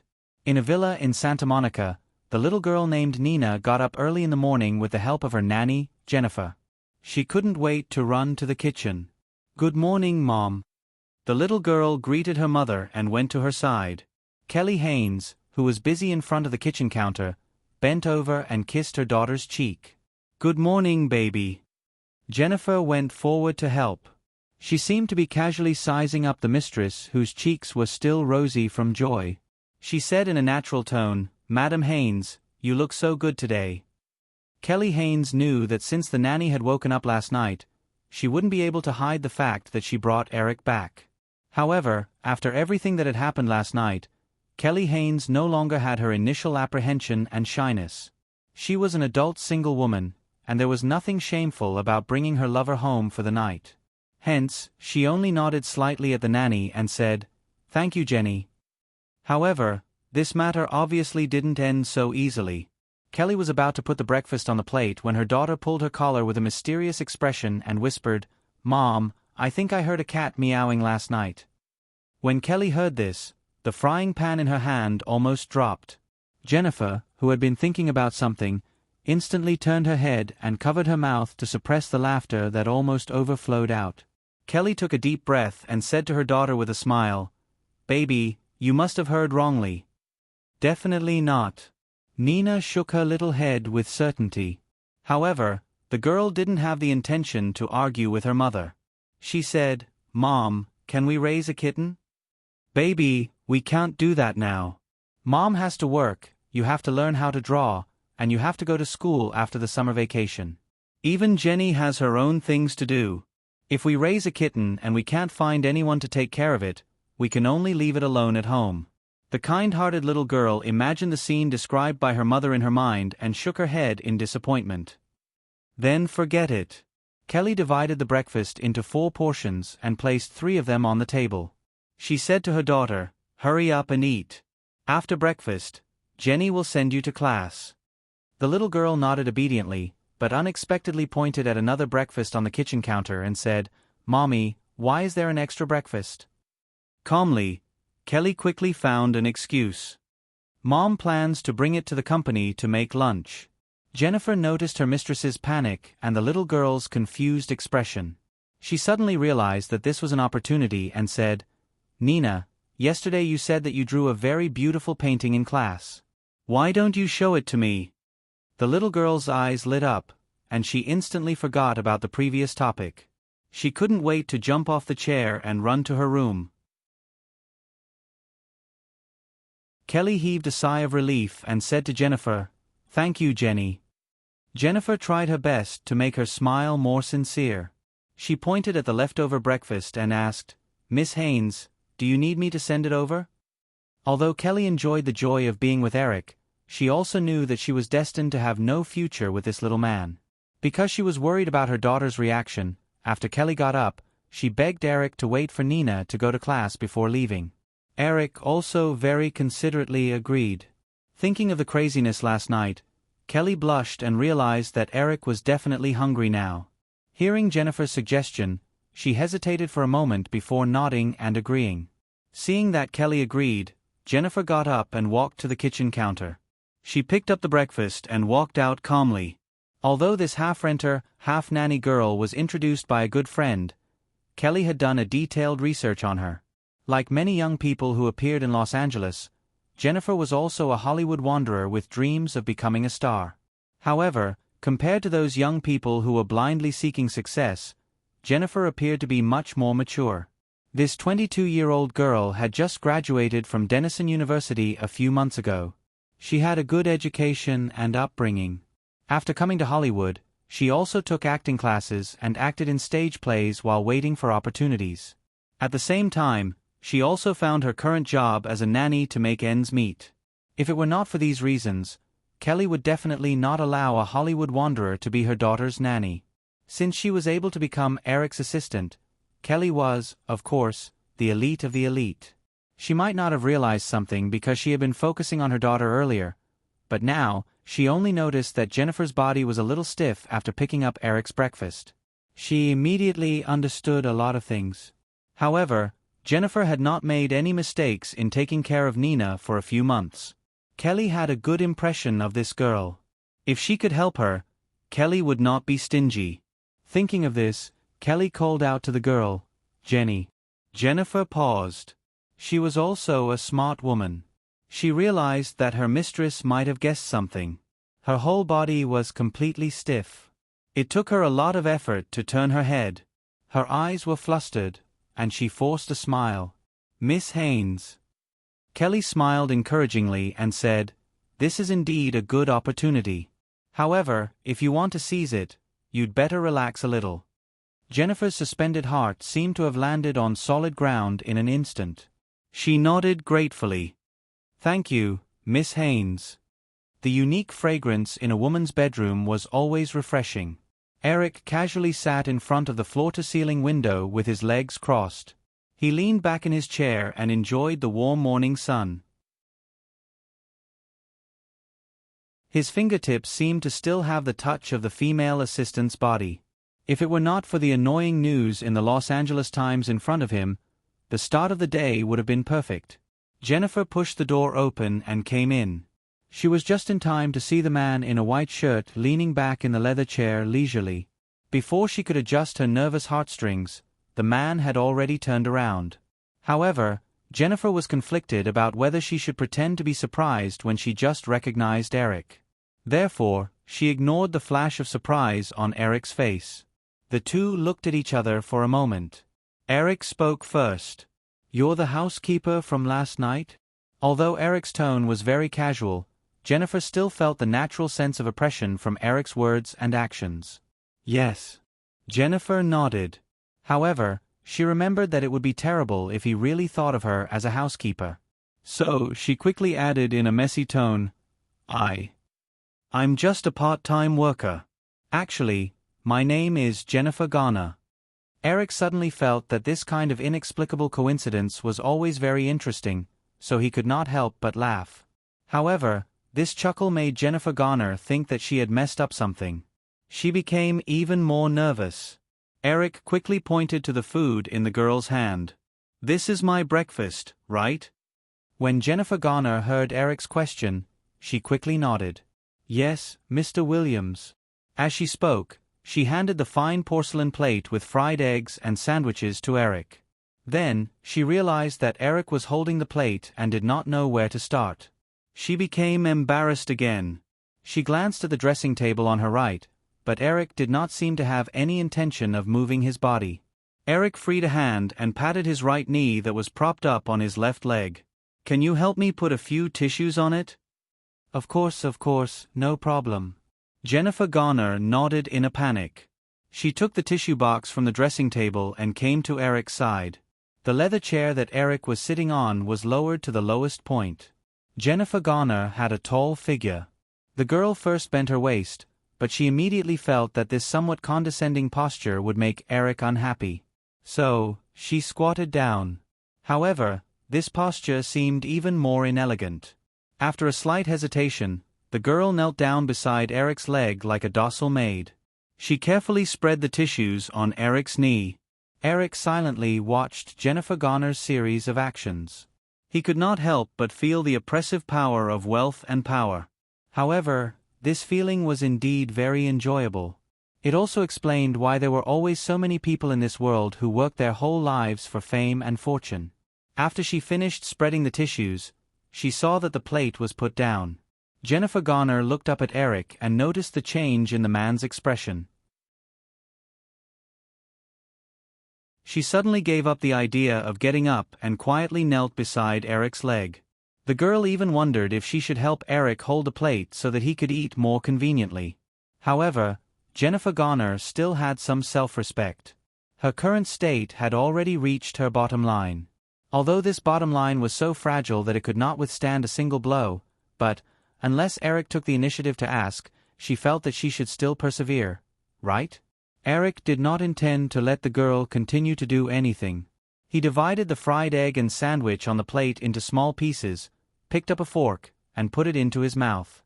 At the same time, he did not neglect the girl beside him. He casually asked, "Since it's a part-time job, let me guess. Since you're so beautiful, you must want to enter Hollywood, right?" "Well," Jennifer Garner deliberated over her words and replied, "I envy that kind of life, so I want to give it a try." Eric nodded and said, "At least you didn't say that I've liked acting since I was young and that I was determined to be an actor at the age of 8. Otherwise, I wouldn't be able to eat breakfast properly." In fact, many stars in Hollywood usually don't think that they will embark on this path when they are young, but fate is often so magical. Inexplicably, some people find that they have become Hollywood superstars with a net worth of tens of millions overnight. For many things, the more you deliberately pursue them, the harder it is to get them. Jennifer Garner realized that she had made the right bet and smiled in agreement. Jennifer Garner was a typical Western beauty with high cheekbones and thick lips, so she was obviously not Eric's cup of tea. However, since they had met, Eric did not mind giving her a few more pointers. He said, "Since you want to enter Hollywood, then do you know where your strengths and weaknesses are?" Jennifer Garner's thoughts were spinning, but she still could not answer Eric's question for a while. She had only been in Hollywood for a few months, so how could she understand these things? Eric did not expect the girl to answer. He said, "You are very beautiful, but in Hollywood, this is definitely not your strength. It can even be a disadvantage, because beauty is something that Hollywood does not lack. If you often watch movies, you will find that in those movies with more party plots, you can always see countless vase beauties, and your figure and appearance happen to be the type that is very suitable to be a background vase. If you can't find your position, then a vase is likely to be your final destination." Jennifer Garner listened to Eric's pointers with rapt attention. She even wanted to take out a pen and paper to write it down on the spot. Now, even the top stars in Hollywood would not easily get Eric's pointers. The smart girl understood that this opportunity was definitely more precious to her than suddenly getting a female lead role from Eric, because today's words would definitely save her a lot of detours in her future acting career. Eric ate his breakfast leisurely and continued slowly, "Since beauty can't be your capital, then what about other things? Acting skills, this kind of thing is as abundant in Hollywood as beautiful women. If you want to enter Hollywood, you can't not have acting skills, but you absolutely can't use acting skills as your capital, especially a beautiful woman like you. Even if you have excellent acting skills, they are often covered by your appearance." Jennifer Garner felt that Eric had been talking about her shortcomings, but did not tell her where her strengths were. When his voice fell, she could not help but ask, "Mr. Williams, what should I do?" Eric smiled and looked at the girl who was still kneeling by his legs. He said, "You are very smart, which is an advantage. Too many people in Hollywood often fail because they are not smart enough. Even if they encounter an opportunity, they don't know how to seize it." Jennifer Garner smiled, lowered her head slightly, and lowered her eyes. Eric continued to point out, "And now, another important factor to step into Hollywood, opportunity, is no longer a problem for you. However, if you can't find your own direction, then you can only become a second-tier actress at most, and as you grow older, even if you realize what path you should take, it will be difficult to compete with a new generation of actresses." Realizing that Eric was about to say the key point, Jennifer Garner raised her pretty face again. "Your beauty is neither sweet nor silly, but somewhat fierce, which means that you are absolutely not suitable for any silly and sweet female lead role. Then, there is only one acting path that is most suitable for you: an action actress. Although it had only been a few months since she came to Hollywood, Jennifer Garner had been lucky enough to attend several auditions, but the results were no exception. When Eric said this, the girl suddenly realized why the roles she auditioned for did not come to fruition. "Mr. Williams, are you talking about an action actress like Miss Nicole Kidman?" Eric remembered that in the original Space-Time, Nicole's acting career had declined all the way after she won the Oscar. The main reason was that she could not find a suitable path for herself. Hearing the girl's question, Eric shook his head and said, "Nicole is not an action actress. Her acting path is much broader. But for you, the most suitable path is only this one. Persevere, then, before the age of 35, you may become the first female lead in Hollywood action movies." Speaking of this, Eric was actually thinking of Angelina Jolie at this time. In his opinion, Julie was neither beautiful nor sexy, and her figure was just average. But after the media's repeated brainwashing of "Julie is very beautiful, Julie is very sexy" thousands of times, even those who were very disgusted with Julie might have the idea that, oh, this woman is really not bad in their hearts. Moreover, Julie had been on the right path for her style since her debut. Because of this, in Hollywood, where other female stars were rising and falling, Julie had always been able to maintain her position as an A-list actress. Eric remembered that Julie had a very powerful agent. In the original Space-Time, Nicole could not withstand the continuous decline of her career, and later chose to leave the industry giants like CAA and seek refuge with Julie's agent. Jennifer Garner firmly remembered Eric's words in her heart, but still asked with some dissatisfaction, "Then, what about after the age of 35? Eric had already finished his breakfast. He looked at the expectant girl and smiled. "It's not good to be too greedy. After the age of 35, you must have earned enough money. Next, you should take care of your body, get married, have children, enjoy life, and maybe try to fight for an Oscar or something." In fact, after the age of 35, if the fame was still there, the next path was very simple. Play the villain. The witch in Sleeping Beauty, Snow White's stepmother, and so on. Even Auntie May, who had failed the most but persevered in the Oscars, learned the bad things.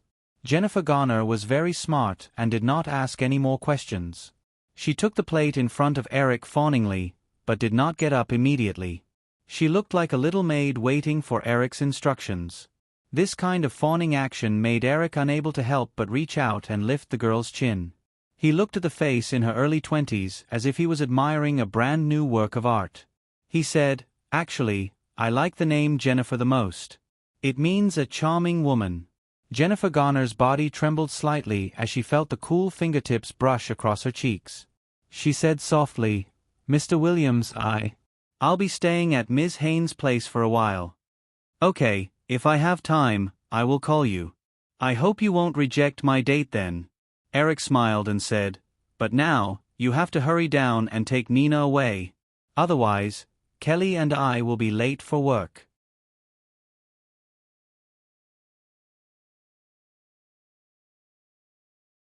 Chapter 629. After breakfast, after sending her daughter and Jennifer Garner off, Kelly Haynes returned to the house. Eric had already come downstairs. His suit and tie were hanging on his arm, and he was holding a newspaper in his hand. Kelly walked forward and gently reached out to button Eric's shirt collar. She then helped the man with his tie and asked, "What were you talking about just now? What took you so long?" "A very smart girl. I just gave her a few pointers," Eric said as he leaned over and kissed the female assistant's lips. Kelly smiled and pushed Eric away. She continued to tie his tie. She thought of Jennifer Garner's blushing face when she came downstairs and said, "Jennifer is so lucky. I thought you did something else." Eric did not mention what had just happened. He said casually, "She's not my type." "You must know that." Kelly tied his tie and checked it again. She smiled and asked, "Then what type do you like?" Eric smiled and reached out to hold the female assistant's soft waist. He said, "Of course, it's someone like you." Feeling that Eric seemed to want to push her to the sofa, Kelly blushed and hurriedly said, "Don't, Eric. It's already 8:05. I have to be at the company before 9. Although there was still nearly an hour before 9, Eric also knew that the roads in Los Angeles would be very crowded during work hours. If he did not leave early, he would be very likely to be late. After kissing the female assistant's cheek, Eric let go of her and handed the Los Angeles Times to her. He pointed to a piece of news and said, Ronald Perlman's and Drew Holdings Group suddenly announced yesterday that it had bought $400 million of Firefly long-term bonds. I don't think this matter is that simple. It might be related to what happened recently. Bring this newspaper to Katzenberg. I want to see the relevant report this afternoon. When Kelly heard Eric talk about business, she showed a professional expression. She quickly skimmed through the short news article and nodded. I'll pass it to Mr. Katzenberg as soon as possible. Eric then remembered that Chris had returned to New York from Boston. He had asked Chris to pay attention to news related to Marvel. Since it involved Ronald Perlman, the current actual controller of Marvel, he said. Also, inform Chris to pay attention to this matter. Kelly nodded again and added, Do we need to inform Mr. Buffett and the others? They must already know, but let's officially inform them. I'm sure Buffett and David West will be able to see some clues. After Kelly drove to Firefly's headquarters in Burbank, Eric also rushed to Firefly Studios in Praia Vista. Compared to Burbank, which was 20 kilometers away, Praia Vista was less than 10 kilometers away from Santa Monica, and the road conditions were much better than in the city.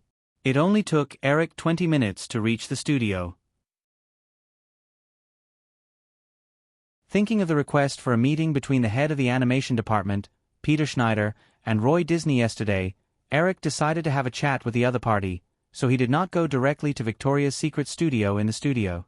Instead, he went to his office in the administrative district. He turned on the computer to deal with a few emails. He inadvertently looked at the time and found that it was already 9:15. Eric frowned. Just as he was about to make a call to ask what was going on, there was a knock on the office door. Eric thought it was Peter Schneider and Roy Disney. Although they were 15 minutes late, Eric was not a harsh boss. Besides, the two sides were likely to part ways soon, so he said to the door in a normal tone, "Come in." The person who opened the door was his secretary in the studio. The secretary glanced at Eric's face and seemed to be cautious. She said, "Mr. Williams, I just received a call from Mr. Peter Schneider. He said that something urgent came up, so he can't come." Eric shook his head and laughed. He didn't know if it was self-deprecating or something else. He said, "Since they want to cancel the meeting, why didn't they call in advance? Why did they have to wait until the time was over? Are they playing with me?" It was the first time the secretary had seen a subordinate stand her boss up in such a rude way. She had expected this young boss to be angry. When she heard Eric's question, she helplessly shrank her neck and said in a low voice, "Mr. Williams, I don't know." Eric suddenly lost interest in pursuing the matter. He waved at the secretary and said, "Forget it. Go back to work." The secretary quietly left the office like a cat. Eric read some emails patiently. Most of the irritation in his heart disappeared. He turned off the computer, left the administrative building, and went to Victoria's Secret studio in the studio area.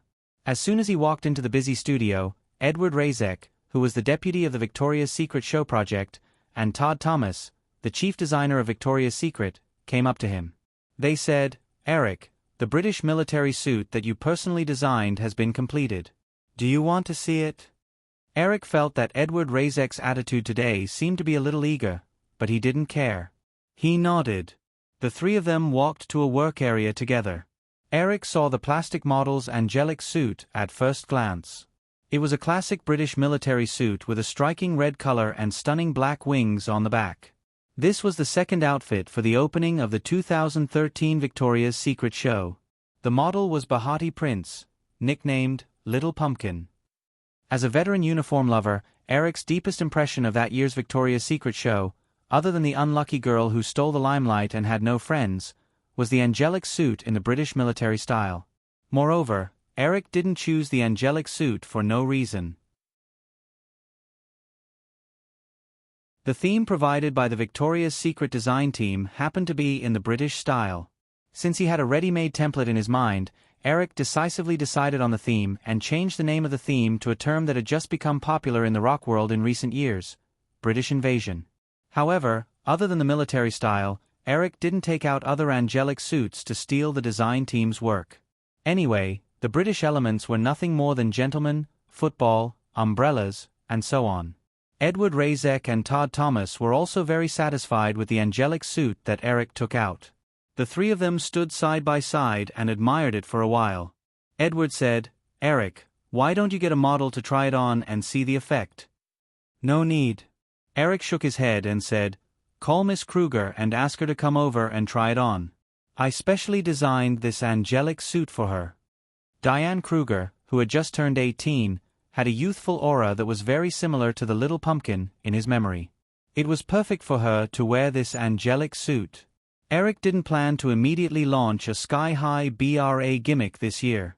Therefore, the angelic suit in front of him, whether it was stunning or the significance it represented in the British theme, could be used as the opening of the first Victoria's Secret show. The first batch of Victoria's Secret angels who had signed the contract had already started training. Diane Kruger was no exception. Hearing Eric's order, Todd Thomas took the initiative to walk away and call the other party.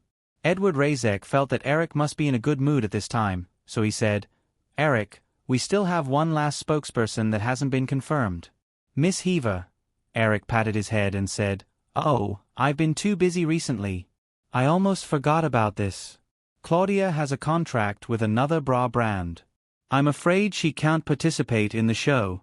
Do you have anyone to recommend?" Edward Razek thought to himself that even without this obstacle, Claudia Heaver would definitely not participate in the Victoria's Secret show now.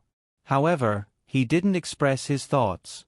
After a moment of hesitation, he said, "Eric, Miss Cindy Crawford contacted us yesterday. She said that she still hopes to participate in this year's Victoria's Secret fashion show and is willing to cooperate fully with the program schedule." "Didn't she already?" Eric said absent-mindedly. He suddenly turned his head to look at Edward Razek and smiled. "Did something happen?"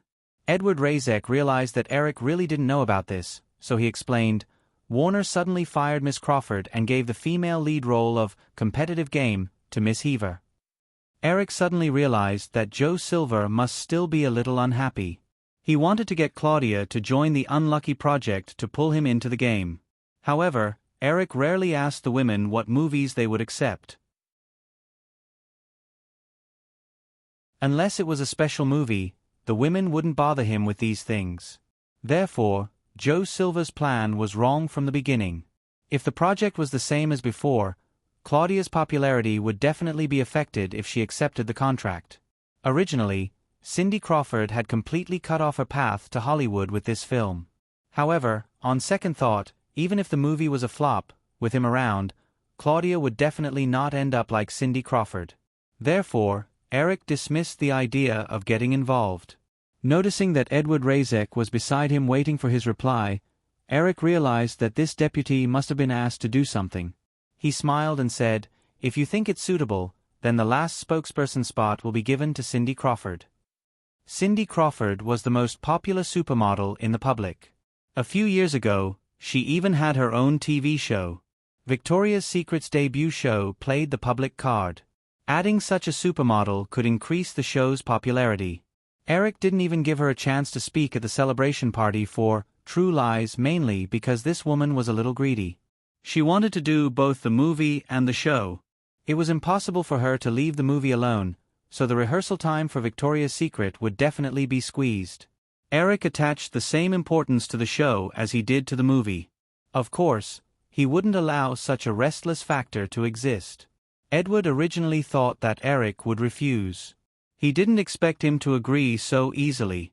Instead, his expression was a little strange. "Edward, you don't think that I ruined her chance to be the female lead, do you?" Edward smiled and said, "A lot of people in the industry have thought so recently, but I don't think so anymore." Eric shrugged. "Although I don't know what exactly happened, Cindy Crawford seems to be the victim. I didn't expect Joe Silver to invite Claudia, but since my woman is the one who got the benefits, I'll take the blame." Eric was not bothered by Edward's words at all. Eric shrugged and said, "I don't know what happened, but Cindy Crawford seems to be the one who got caught in the crossfire." Edward felt that Eric's words were very interesting. He also smiled, but he didn't quite understand why the fish in the pond got involved, so he asked curiously. "Oh, it's very simple," Eric explained. "The city was on fire. The residents drained the water in the moat to put out the fire. Then, the fish died of thirst." Edward Razek nodded and said, "This sounds like a fable, but I've never heard of it." "It's an Eastern fable. It's not surprising that you haven't heard of it." Edward Razek didn't continue to ask. He said, "Miss Crawford is still waiting for news. Do you want me to call her to come over and talk about the contract?" "Okay." Eric nodded casually and asked, "How's the music selection going?" "I've picked 5 songs for each theme. I'll get Sam to bring them to you." Cindy Crawford felt that her experience in the past few days was really terrible. In order to get back at her for rejecting the Victoria's Secret show, that hateful bastard not only ruined the movie role that she had spent months fighting for, but what was even more infuriating was that he even gave the role that originally belonged to her to his lover. If that was all, it would be fine. Because of the inexplicable news that Eric wanted to target her, not only did some of her contacts in Hollywood immediately stay away from her, but even several endorsement contracts that were in discussion were suddenly withdrawn by the businessmen. According to her agent, the other party was worried that Eric Williams would target her and cause her to be blacklisted. Although she was very smart, she didn't understand why Eric Williams wanted to blacklist her. Even if he now owned the largest media group in North America, it was impossible for him to affect all media, right? She asked her agent, but her agent couldn't tell her why. But she still suggested that if she wanted to continue her career, it was best to take the initiative to compromise with the other party. Bastard. Bitch. Looking at the huge studio outside the car window, Cindy Crawford cursed loudly in her heart. But after the driver opened the door, the woman, who was originally a little upset, recovered her charming and elegant posture in less than a second. After getting out of the car, she threw a charming smile at the stunned driver.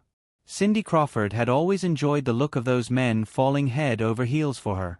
It was just that she didn't realize that if it weren't for the feeling of being in the limelight, she wouldn't have had to pay so much to maintain this halo. Her agent, Jeremy, got out of the passenger seat, and the two were about to walk to the studio when another car also stopped in front of the studio. Diane Kruger was originally training the tablecloth. When she heard Eric's call, she hurriedly changed out of her training clothes and rushed over. Because she didn't expect this, she only wore a t-shirt and jeans today. Therefore, when she got out of the car, she happened to meet Cindy Crawford, who was wearing a black low-cut dress and had a strong aura. She couldn't help but feel a little inferior.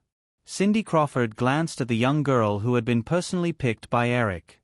She sized her up, and a trace of jealousy flashed through her heart. However, she didn't bother to hide the mockery on her face. What a man with poor taste. With this thought in mind, she saw someone coming out of the studio. Cindy Crawford's expression immediately returned to normal, thinking that the other party was here to pick her up, so she smiled and greeted her. "Cindy, why are you here?" As the chief designer of Victoria's Secret, Todd Thomas of course knew Cindy Crawford. However, before the other party could reply, Todd Thomas hurriedly waved at Diane Kruger.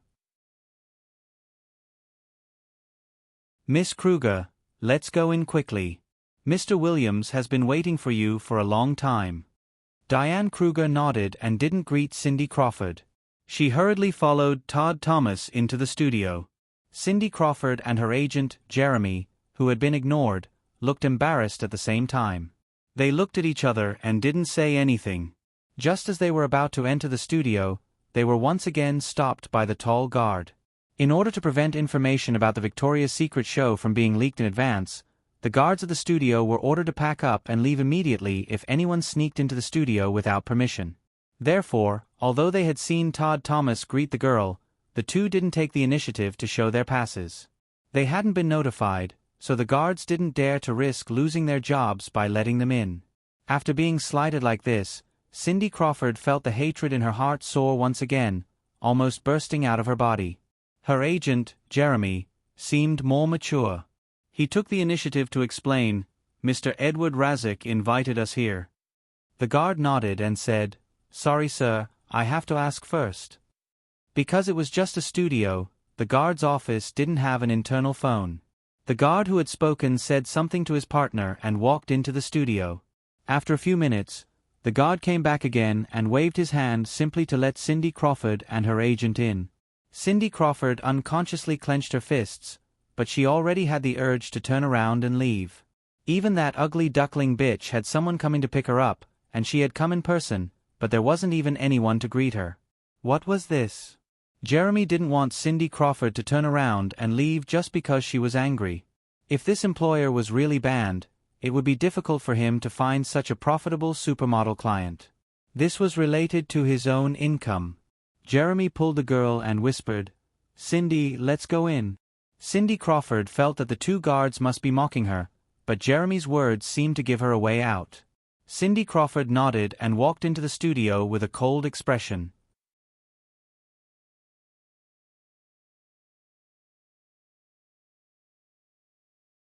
Chapter 630. The new Studio 11 of Firefly Studios was 75 meters long and 45 meters wide, which was even more spacious than the largest studio on the Warner set.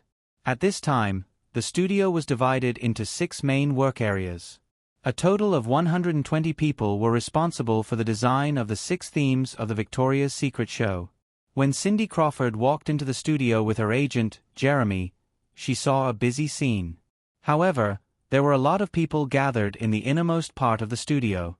Some of the noisy music was coming from there. Jeremy pulled a staff member over and asked a few questions. Then, they walked toward the group of people in the innermost part of the studio.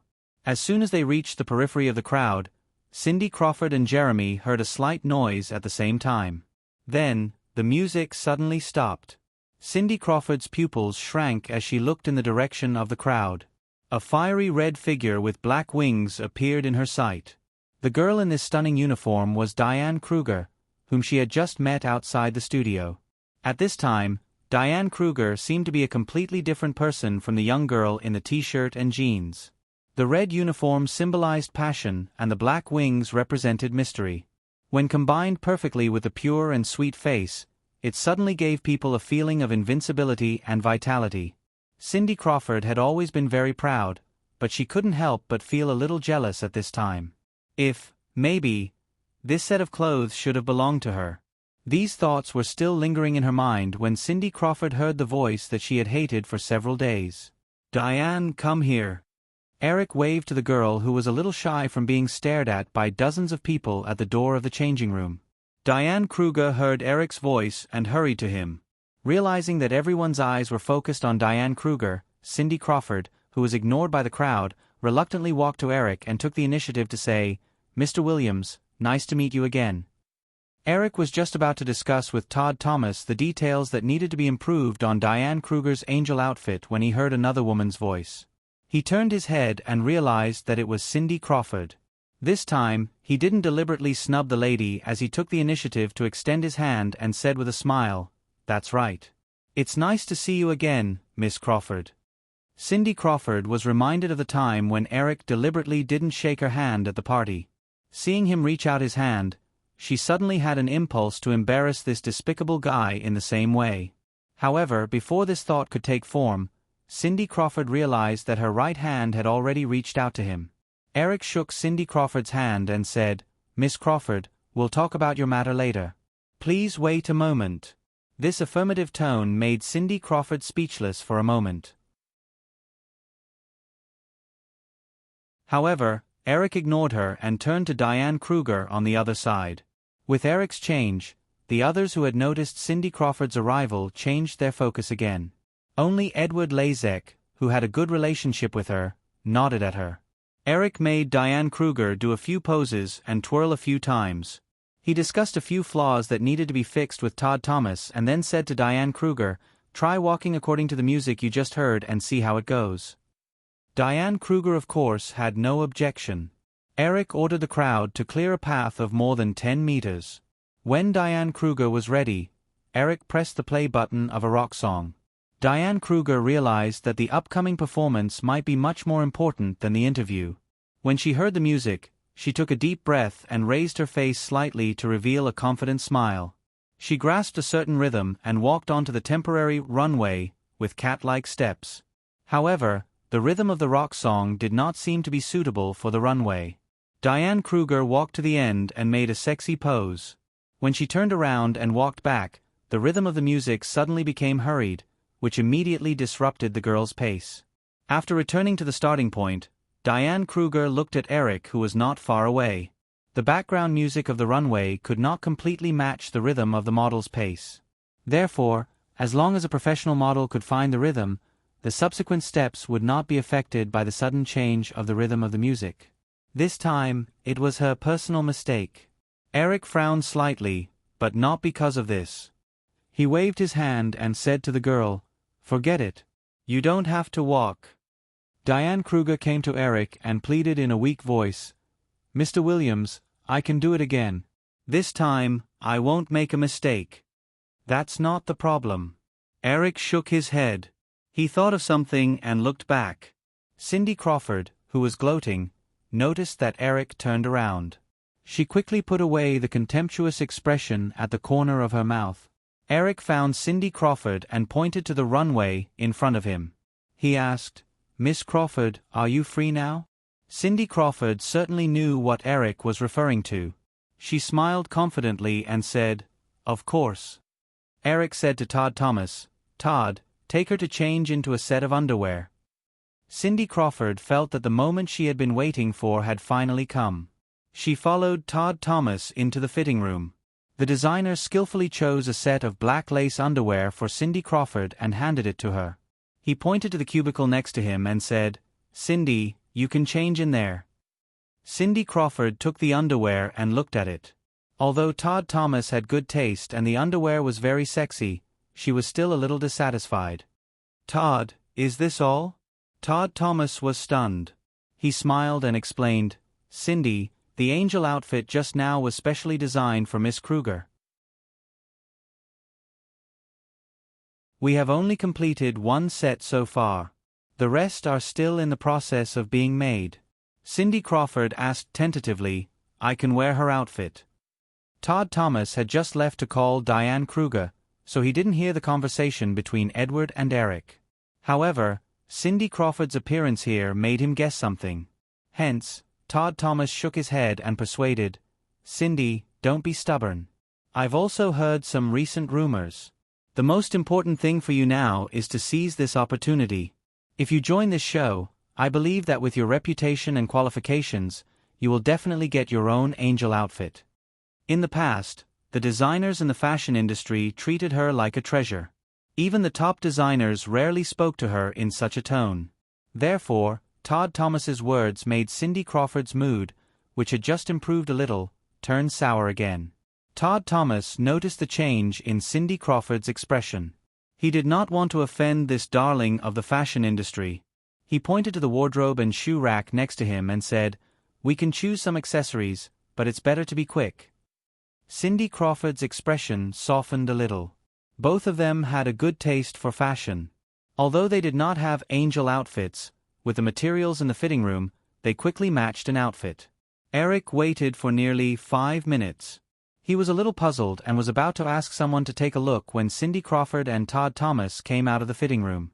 Black lace underwear, white gauze shawls, eye-catching crystal bracelets, and strappy boots. These simple items perfectly set off a noble and charming temperament. Cindy Crawford noticed Eric's satisfied nod and the uneasy girl standing next to him. She immediately heaved a sigh of relief. "Can we start?" Eric pressed the tape recorder on the workbench and asked. Cindy Crawford made an OK gesture, and Eric pressed the play button. He then said to Diane Kruger beside him, "Watch carefully." The rock music started again. Cindy Crawford waited for a moment and then stepped on the runway again. Unlike the immature Diane Kruger, Cindy Crawford finished the whole process in one go. She was not affected by the changes that had affected Diane Kruger at all. When Cindy Crawford returned to the starting point, Eric turned off the music and asked the girl next to him, "Did you see anything?" Diane Kruger said in a low voice, I'm not as good as Miss Crawford." She's been on the runway for 10 more years than you. Of course you're not as good as her. Eric smiled and shook his head. Pay attention to Cindy's aura later. After saying that, Eric gestured to Cindy Crawford to do it again. Of course, Cindy Crawford didn't mind letting the lucky rookie see what a supermodel was. She nodded and the music started again. Look. This time, Eric pointed at Cindy Crawford, who was doing the catwalk, and said to the girl next to him, calm, confident, and strong aura. It gives people the feeling that the entire stage and the audience's eyes belong to me. This is the real supermodel. Noticing that Cindy Crawford returned to the starting point again, Eric turned off the music and continued to say to Diane Kruger, although your outfit is stunning and eye-catching on the stage, you lack this kind of aura. You know what? I'm going to let you do the opening. I'm sure you know what this means. But what I want is for the audience to remember you, not the clothes you're wearing. Here, let me show you again. Eric said, and said to Cindy Crawford, who was standing not far away, Miss Crawford, take off your accessories and do it again. Cindy Crawford didn't understand why Eric did this, but Edward Lazek, who had been standing next to Eric, heard everything that Eric said to Diane Kruger. He realized that Eric didn't have any negative feelings towards Cindy Crawford. He even admired her. Noticing Cindy Crawford's hesitation, Edward Lazek also knew that Cindy Crawford was arrogant. He didn't want this friend of his to leave a bad impression on Eric, so he quickly winked at Cindy Crawford. Cindy Crawford noticed Edward Lazek's look and cleverly chose to do as she was told. She smiled and took off her shawl and wrist accessories. Seeing that Eric pointed at her boots, Cindy Crawford also quickly changed into the black high heels she wore when she came. Okay, let's do it again. Eric waited for Cindy Crawford to tidy herself up before pressing the play button again. He watched Cindy Crawford walk the entire way with great satisfaction. Then, he said to Diane Kruger, look, even if Cindy takes off all the accessories on her body, the powerful aura she exudes is still there. Also, her steps are very stylish, easily leaving a deep impression on people. Aura is something that you can only slowly figure out. Of course, I hope that you can form your own unique aura and not imitate others. That will only make you look neither fish nor fowl. You still have 4 months to do that. However, I'm also very dissatisfied with your walk. How many hours do you train every day? Diane Kruger replied, all kinds of training add up to a total of 6 hours. That won't do. Eric shook his head and looked at Edward Lazek beside him. Get her a special training team. I want the best. In addition, increase the amount of training. 10 or 12 hours a day is fine. It has to be to the point where she's pushed to the limit without harming her body. After Edward Lazek nodded, Eric looked at the cowering girl beside him and said, if you really can't figure out aura, then come out. In addition, the cost of hiring a training team can be deducted from your future endorsement fee. During this period of time, Eric had been very approachable and friendly with everyone in the team. He didn't have any of the aura of a boss at all. Therefore, many people were even used to occasionally joking with Eric. However, at this time, when they heard Eric's words, except for Diane Kruger, who was like a little lamb under the claws of a tiger, many people around them couldn't help but have the same thought. Tyrant. Even Cindy Crawford, who had unknowingly moved to Eric's side, put away all of her proud expression. A series of labels of Eric's identity quickly floated through everyone's minds. North America with a net worth of tens of billions and the richest man in the world, owner of the world's largest media group, Firefly, a Hollywood director who had created a series of box office miracles. Any one of these titles was enough to make people respect and even fear. But Eric had already obtained all of these before he was 25 years old. Moreover, his businesses showed no signs of stopping. This was no longer a person, but a mountain that could crush all the capital and pride that everyone else in the world relied on. To be continued. If you like this work, you are welcome to come and vote for me. Your support is my biggest motivation. Mobile users, please read it at M.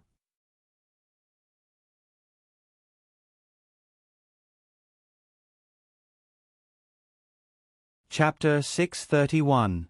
Eric didn't feel the emotional changes of others.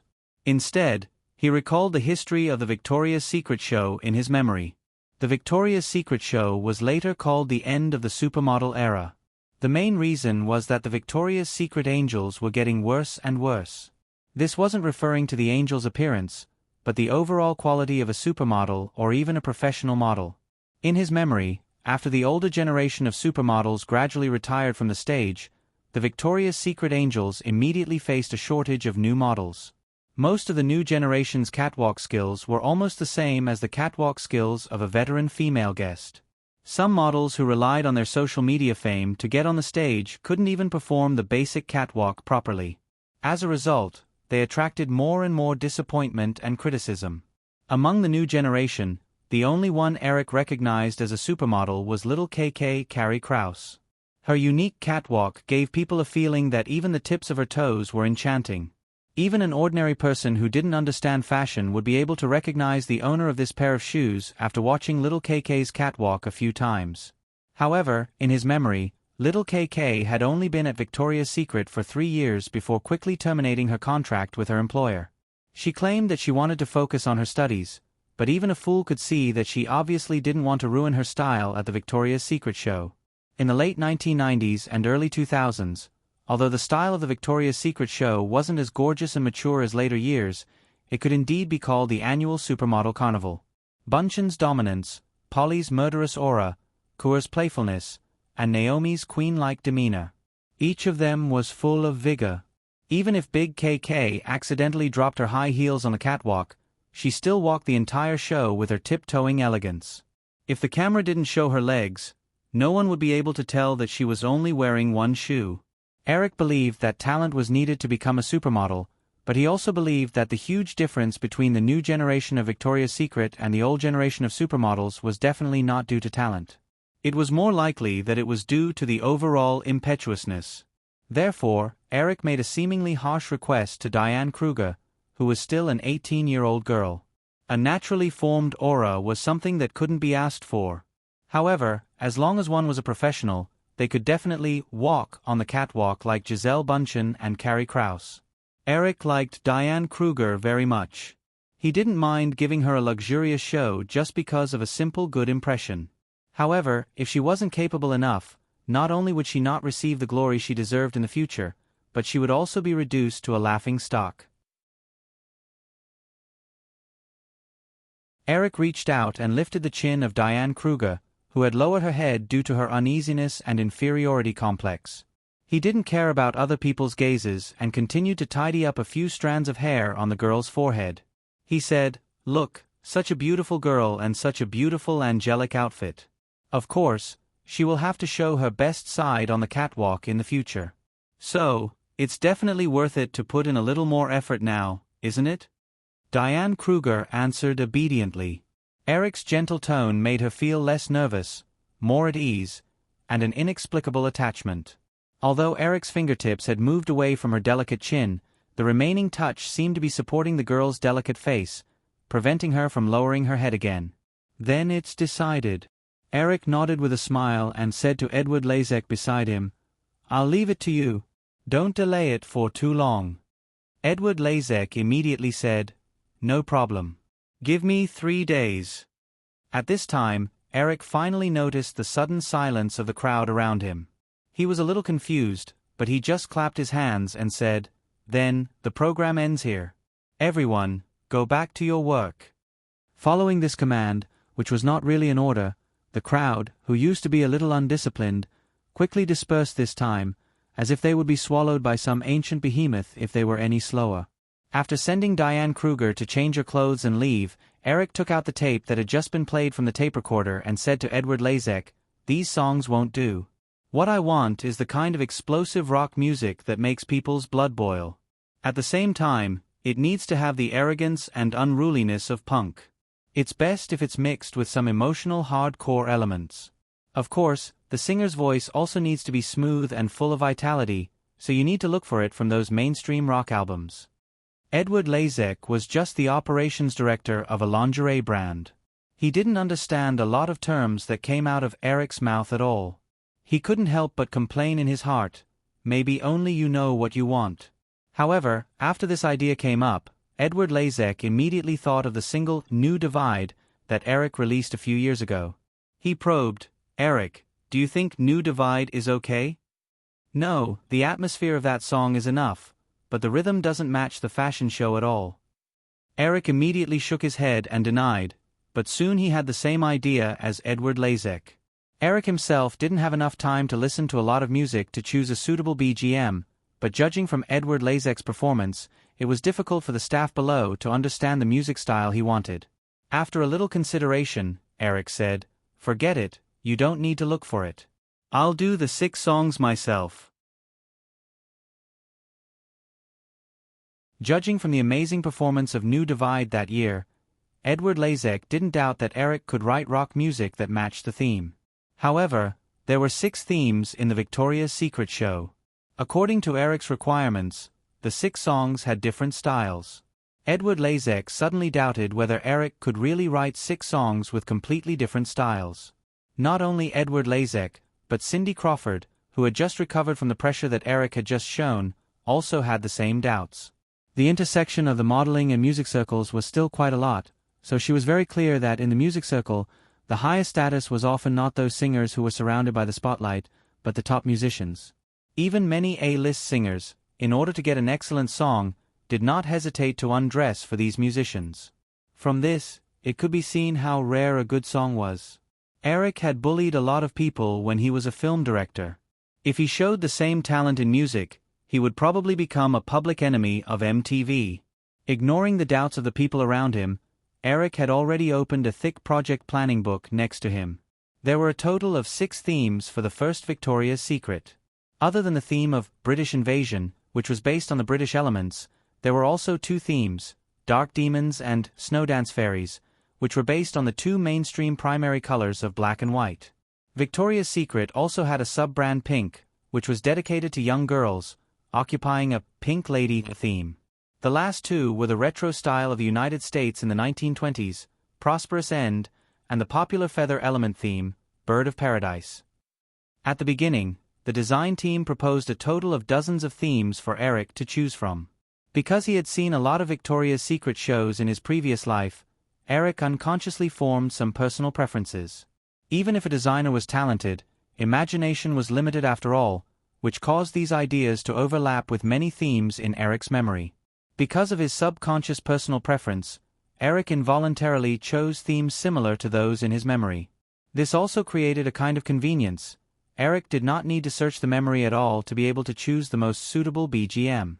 Thinking of this, Eric could not help but shake his head and say to himself, "I hope my angel girls won't be robbed of the limelight by this music, otherwise it would be terrible." Cindy Crawford's mouth twitched and almost asked, "Sir, isn't your self-confidence a bit too much?" Edward Lazek also silently complained, but when Eric looked over, he immediately restrained his thoughts. Eric remembered that Katzenberg had just merged the music departments of Firefly and ABC to form a new Firefly Records. Although it was not as good as the major record labels, with the resources of the 2 major media groups, its strength was far beyond those second- and third-tier music companies. After thinking about it, Eric closed the project planning book and said to Edward Lazek, "About the music, according to my previous request, contact Firefly Records." Eric hesitated, but he did not think of the names of the directors of these secondary departments, so he said vaguely, "Contact the person in charge of Firefly Records and ask them to choose some suitable singers and producers." Edward Lazek asked, "Do we still need 6 teams?" "There's no need to go through so much trouble. Let them prepare first. I'll come up with the lyrics and music as soon as possible." Eric shook his head. After saying this, he thought for a while and made sure that he did not miss anything else. Then he looked at Cindy Crawford, who had been waiting for a long time. "Miss Crawford, let's talk about your matter next." At this time, Cindy Crawford was still wearing the sexy lingerie from before. When she saw Eric signal to a separate office, the girl, who was thinking quickly, suddenly dismissed the idea of changing her clothes and followed Eric charmingly into the office.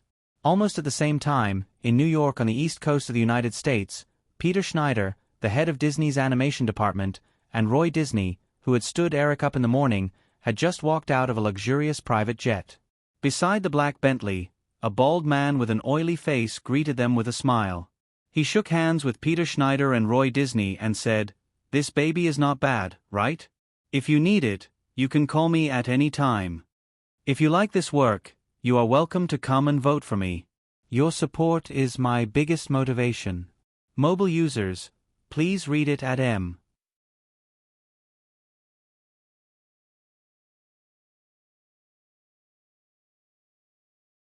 Chapter 632.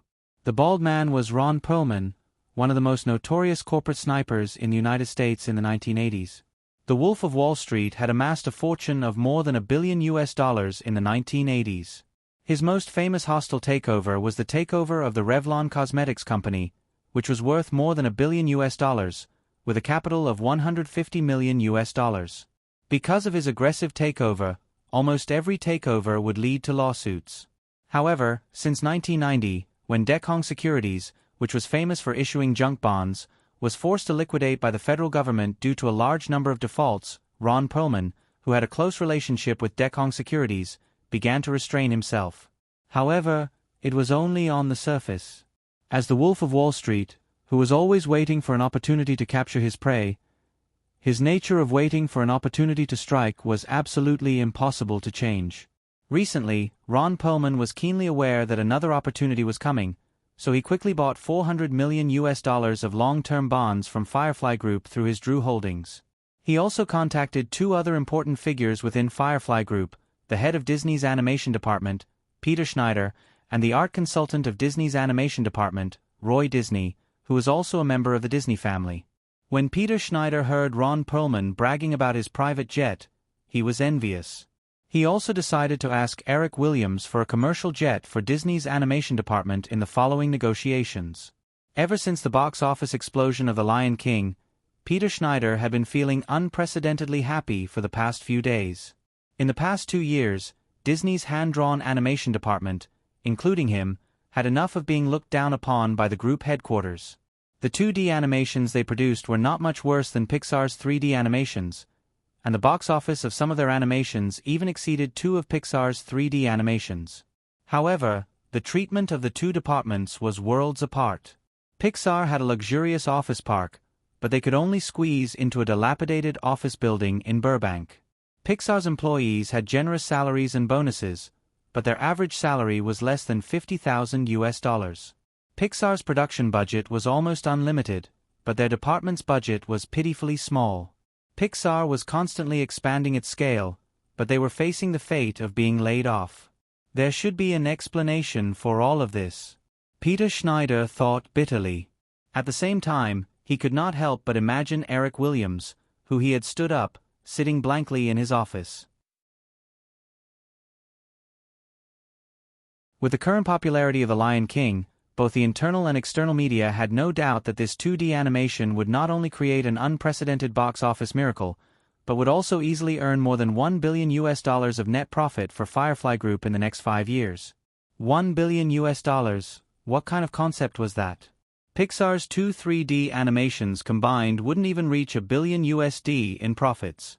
Therefore, most people who were paying attention to the situation did not believe that Eric Williams would continue with the original Pixar company's original plan.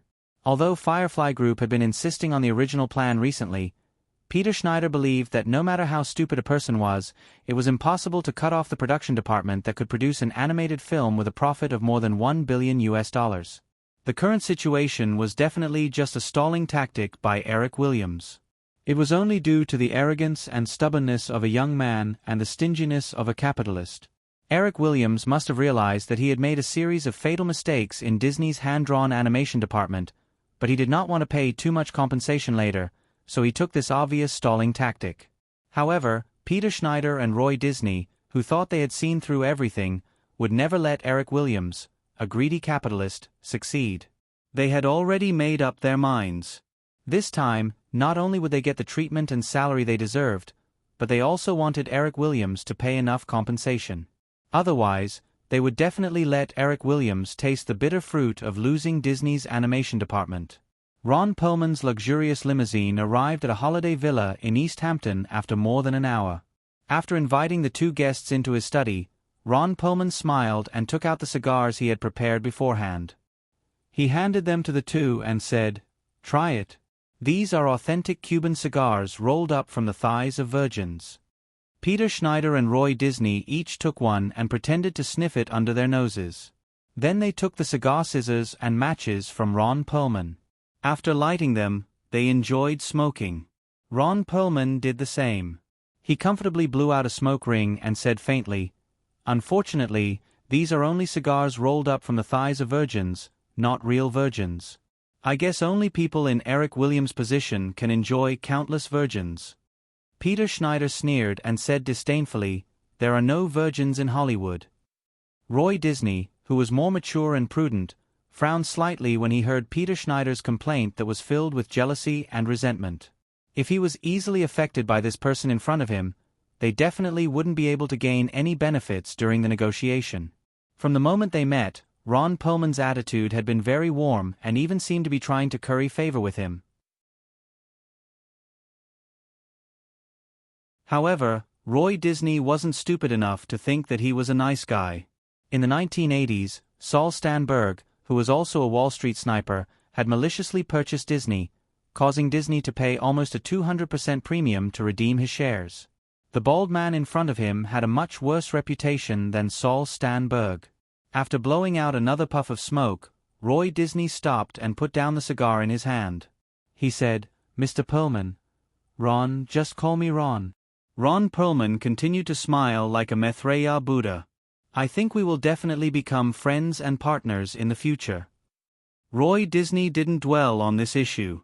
He said, "Well, Ron, you should know that cooperating with you to deal with our parent company is a complete betrayal.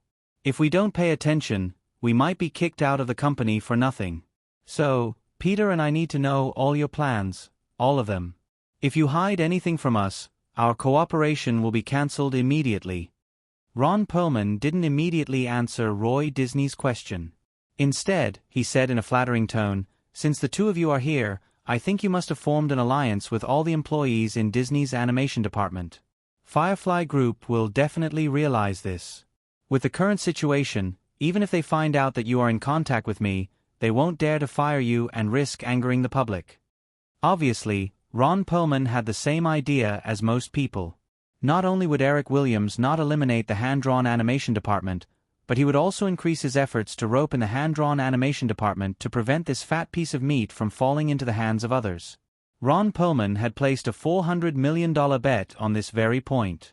When Roy Disney heard Ron Perlman's words, he only smiled mysteriously. Peter Schneider, on the other hand, blurted out proudly, "Of course, we..." Fortunately, Peter Schneider wasn't a fool. When he felt Roy Disney suddenly kick his leg a few times, he immediately shut his mouth and didn't reveal any more information. Ron Perlman now realized that if Peter Schneider was alone, he could definitely play this guy to death. Unfortunately, Roy Disney, this old fox, was here, so he had to keep his guard up. He gestured for them to wait, got up and walked to the filing cabinet next to him. He took out a prepared document and distributed it to the two of them. He said, "As of now, Andrew Holdings holds $400 million of Firefly Group's long-term bonds. Therefore, Firefly's performance will also affect the interests of us creditors. Firefly Group has been very profitable in recent years, but everyone knows that whether it's the movie business or the television business, the profit prospects are very unstable. In order to protect our own interests, we will never watch the shareholders who control the Firefly Group arbitrarily abolish or reform the profitable business departments under their company." Roy Disney ignored Ron Perlman's seemingly righteous words. Instead, he keenly grasped a detail and asked, "What do you mean by we?" Ron Perlman didn't beat around the bush at all. He explained, "Of course I'm talking about me. There are many other creditors of Firefly Group." Peter Schneider opened his mouth, but this time, he didn't speak rashly. Roy Disney was also not in a hurry to ask Ron Perlman who the other creditors were. He reached out his hand and said, "Okay, please continue." According to the information I received, Ron Perlman continued as if he didn't mind being interrupted. "Next month will be the month when the Firefly Group releases its financial report for the first half of the year. Due to the excellent profit results, Next month will also be the time when the Firefly Group's 80% USD bond sales are completed. By then, Firefly Group's accumulated debt will reach $10 billion, which is equivalent to 30% of its total market value. In order to ensure that the principal and interest of this huge debt of $10 billion can be fully repaid, Ron Perlman paused. The expression on his shiny face suddenly became a little fanatical. He slowly revealed his ultimate goal. I hope that by then, all the creditors will unite and publicly put pressure on Firefly Group. They will enter Firefly's board of directors as creditors. You're tuning in to the Narrate and Escape YouTube channel. Don't forget to subscribe and join us on this journey to catch the most captivating stories.